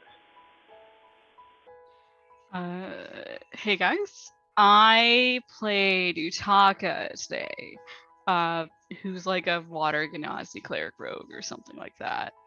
Anyway, you can find me here in the coming months when Shards of Anarian returns to the airwaves near you, where I play Sindra Saturmain, a Leonin warlock paladin. Yes, I have a multi-classing problem. No, I don't need to discuss it. She was just reunited with her mate and daughter and a granddaughter who were returned to life after being dead for like 300 years. So some stuff's been going on. They killed a dragon. They're the first 4 Leonin in the world in hundreds of years. There's some loose plot threads that we'll be revisiting next season. So I'll catch you there. And that leaves me. Hello, everyone. I was your DM. I played everyone else. I was gnomes. I was wizards. I was bad guys. I was all sorts of fun things. If you want to see more of my DMing, tune in Mondays at 7 o'clock Central Daylight Time for my Monday campaign, Monday at 9:30 Central Daylight Time for my Monday campaign, Under Locks and Keys, featuring a party of globetrotting treasure hunters trying to gather the artifacts of the gods to unlock what is either a valuable treasure, a deadly curse, or possibly the ancient preserved body of a Second Age warlord. One of them. You can also catch me on Tuesdays at 9:30 Central Daylight, at 7 o'clock Central Daylight Time. I'm getting them all mixed up in my head.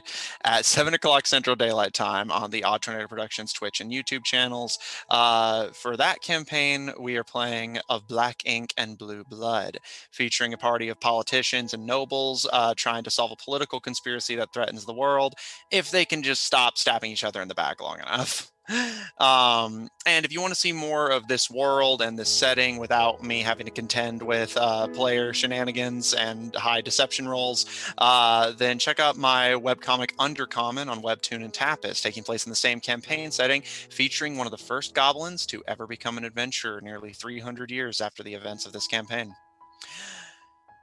Other than that, if there's anything I forgot, check out Odd Tornado Productions Official on Tumblr to find links to pretty much everything that I'm involved with or associated with.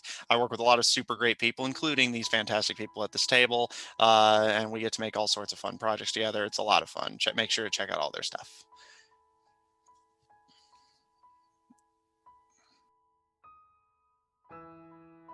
All right. You know, parting is such sweet sorrow, as someone famous once said. Who it was, history will never tell. But thank you everyone for tuning in. It is an absolute delight to see you all in the chat and to see you all viewing. I hope that you stay happy, stay healthy, and, stay safe. Because, you know what? You're important and your health is important. So, if you feel sick, check in with a doctor. If you're sitting at your computer for long periods of time, remember to stretch and drink water. If you don't, I will literally come over there and tell you to. Don't say I didn't warn you. Outside of that, I hope you all have a wonderful night. We are going to let you go, and we'll see you soon. We're not going anywhere, and if you think we are, well, you've got another thing coming. Because we have to finish this campaign. But bye, everyone. Bye for now, everybody. Take care, and we'll raid somebody in a few seconds.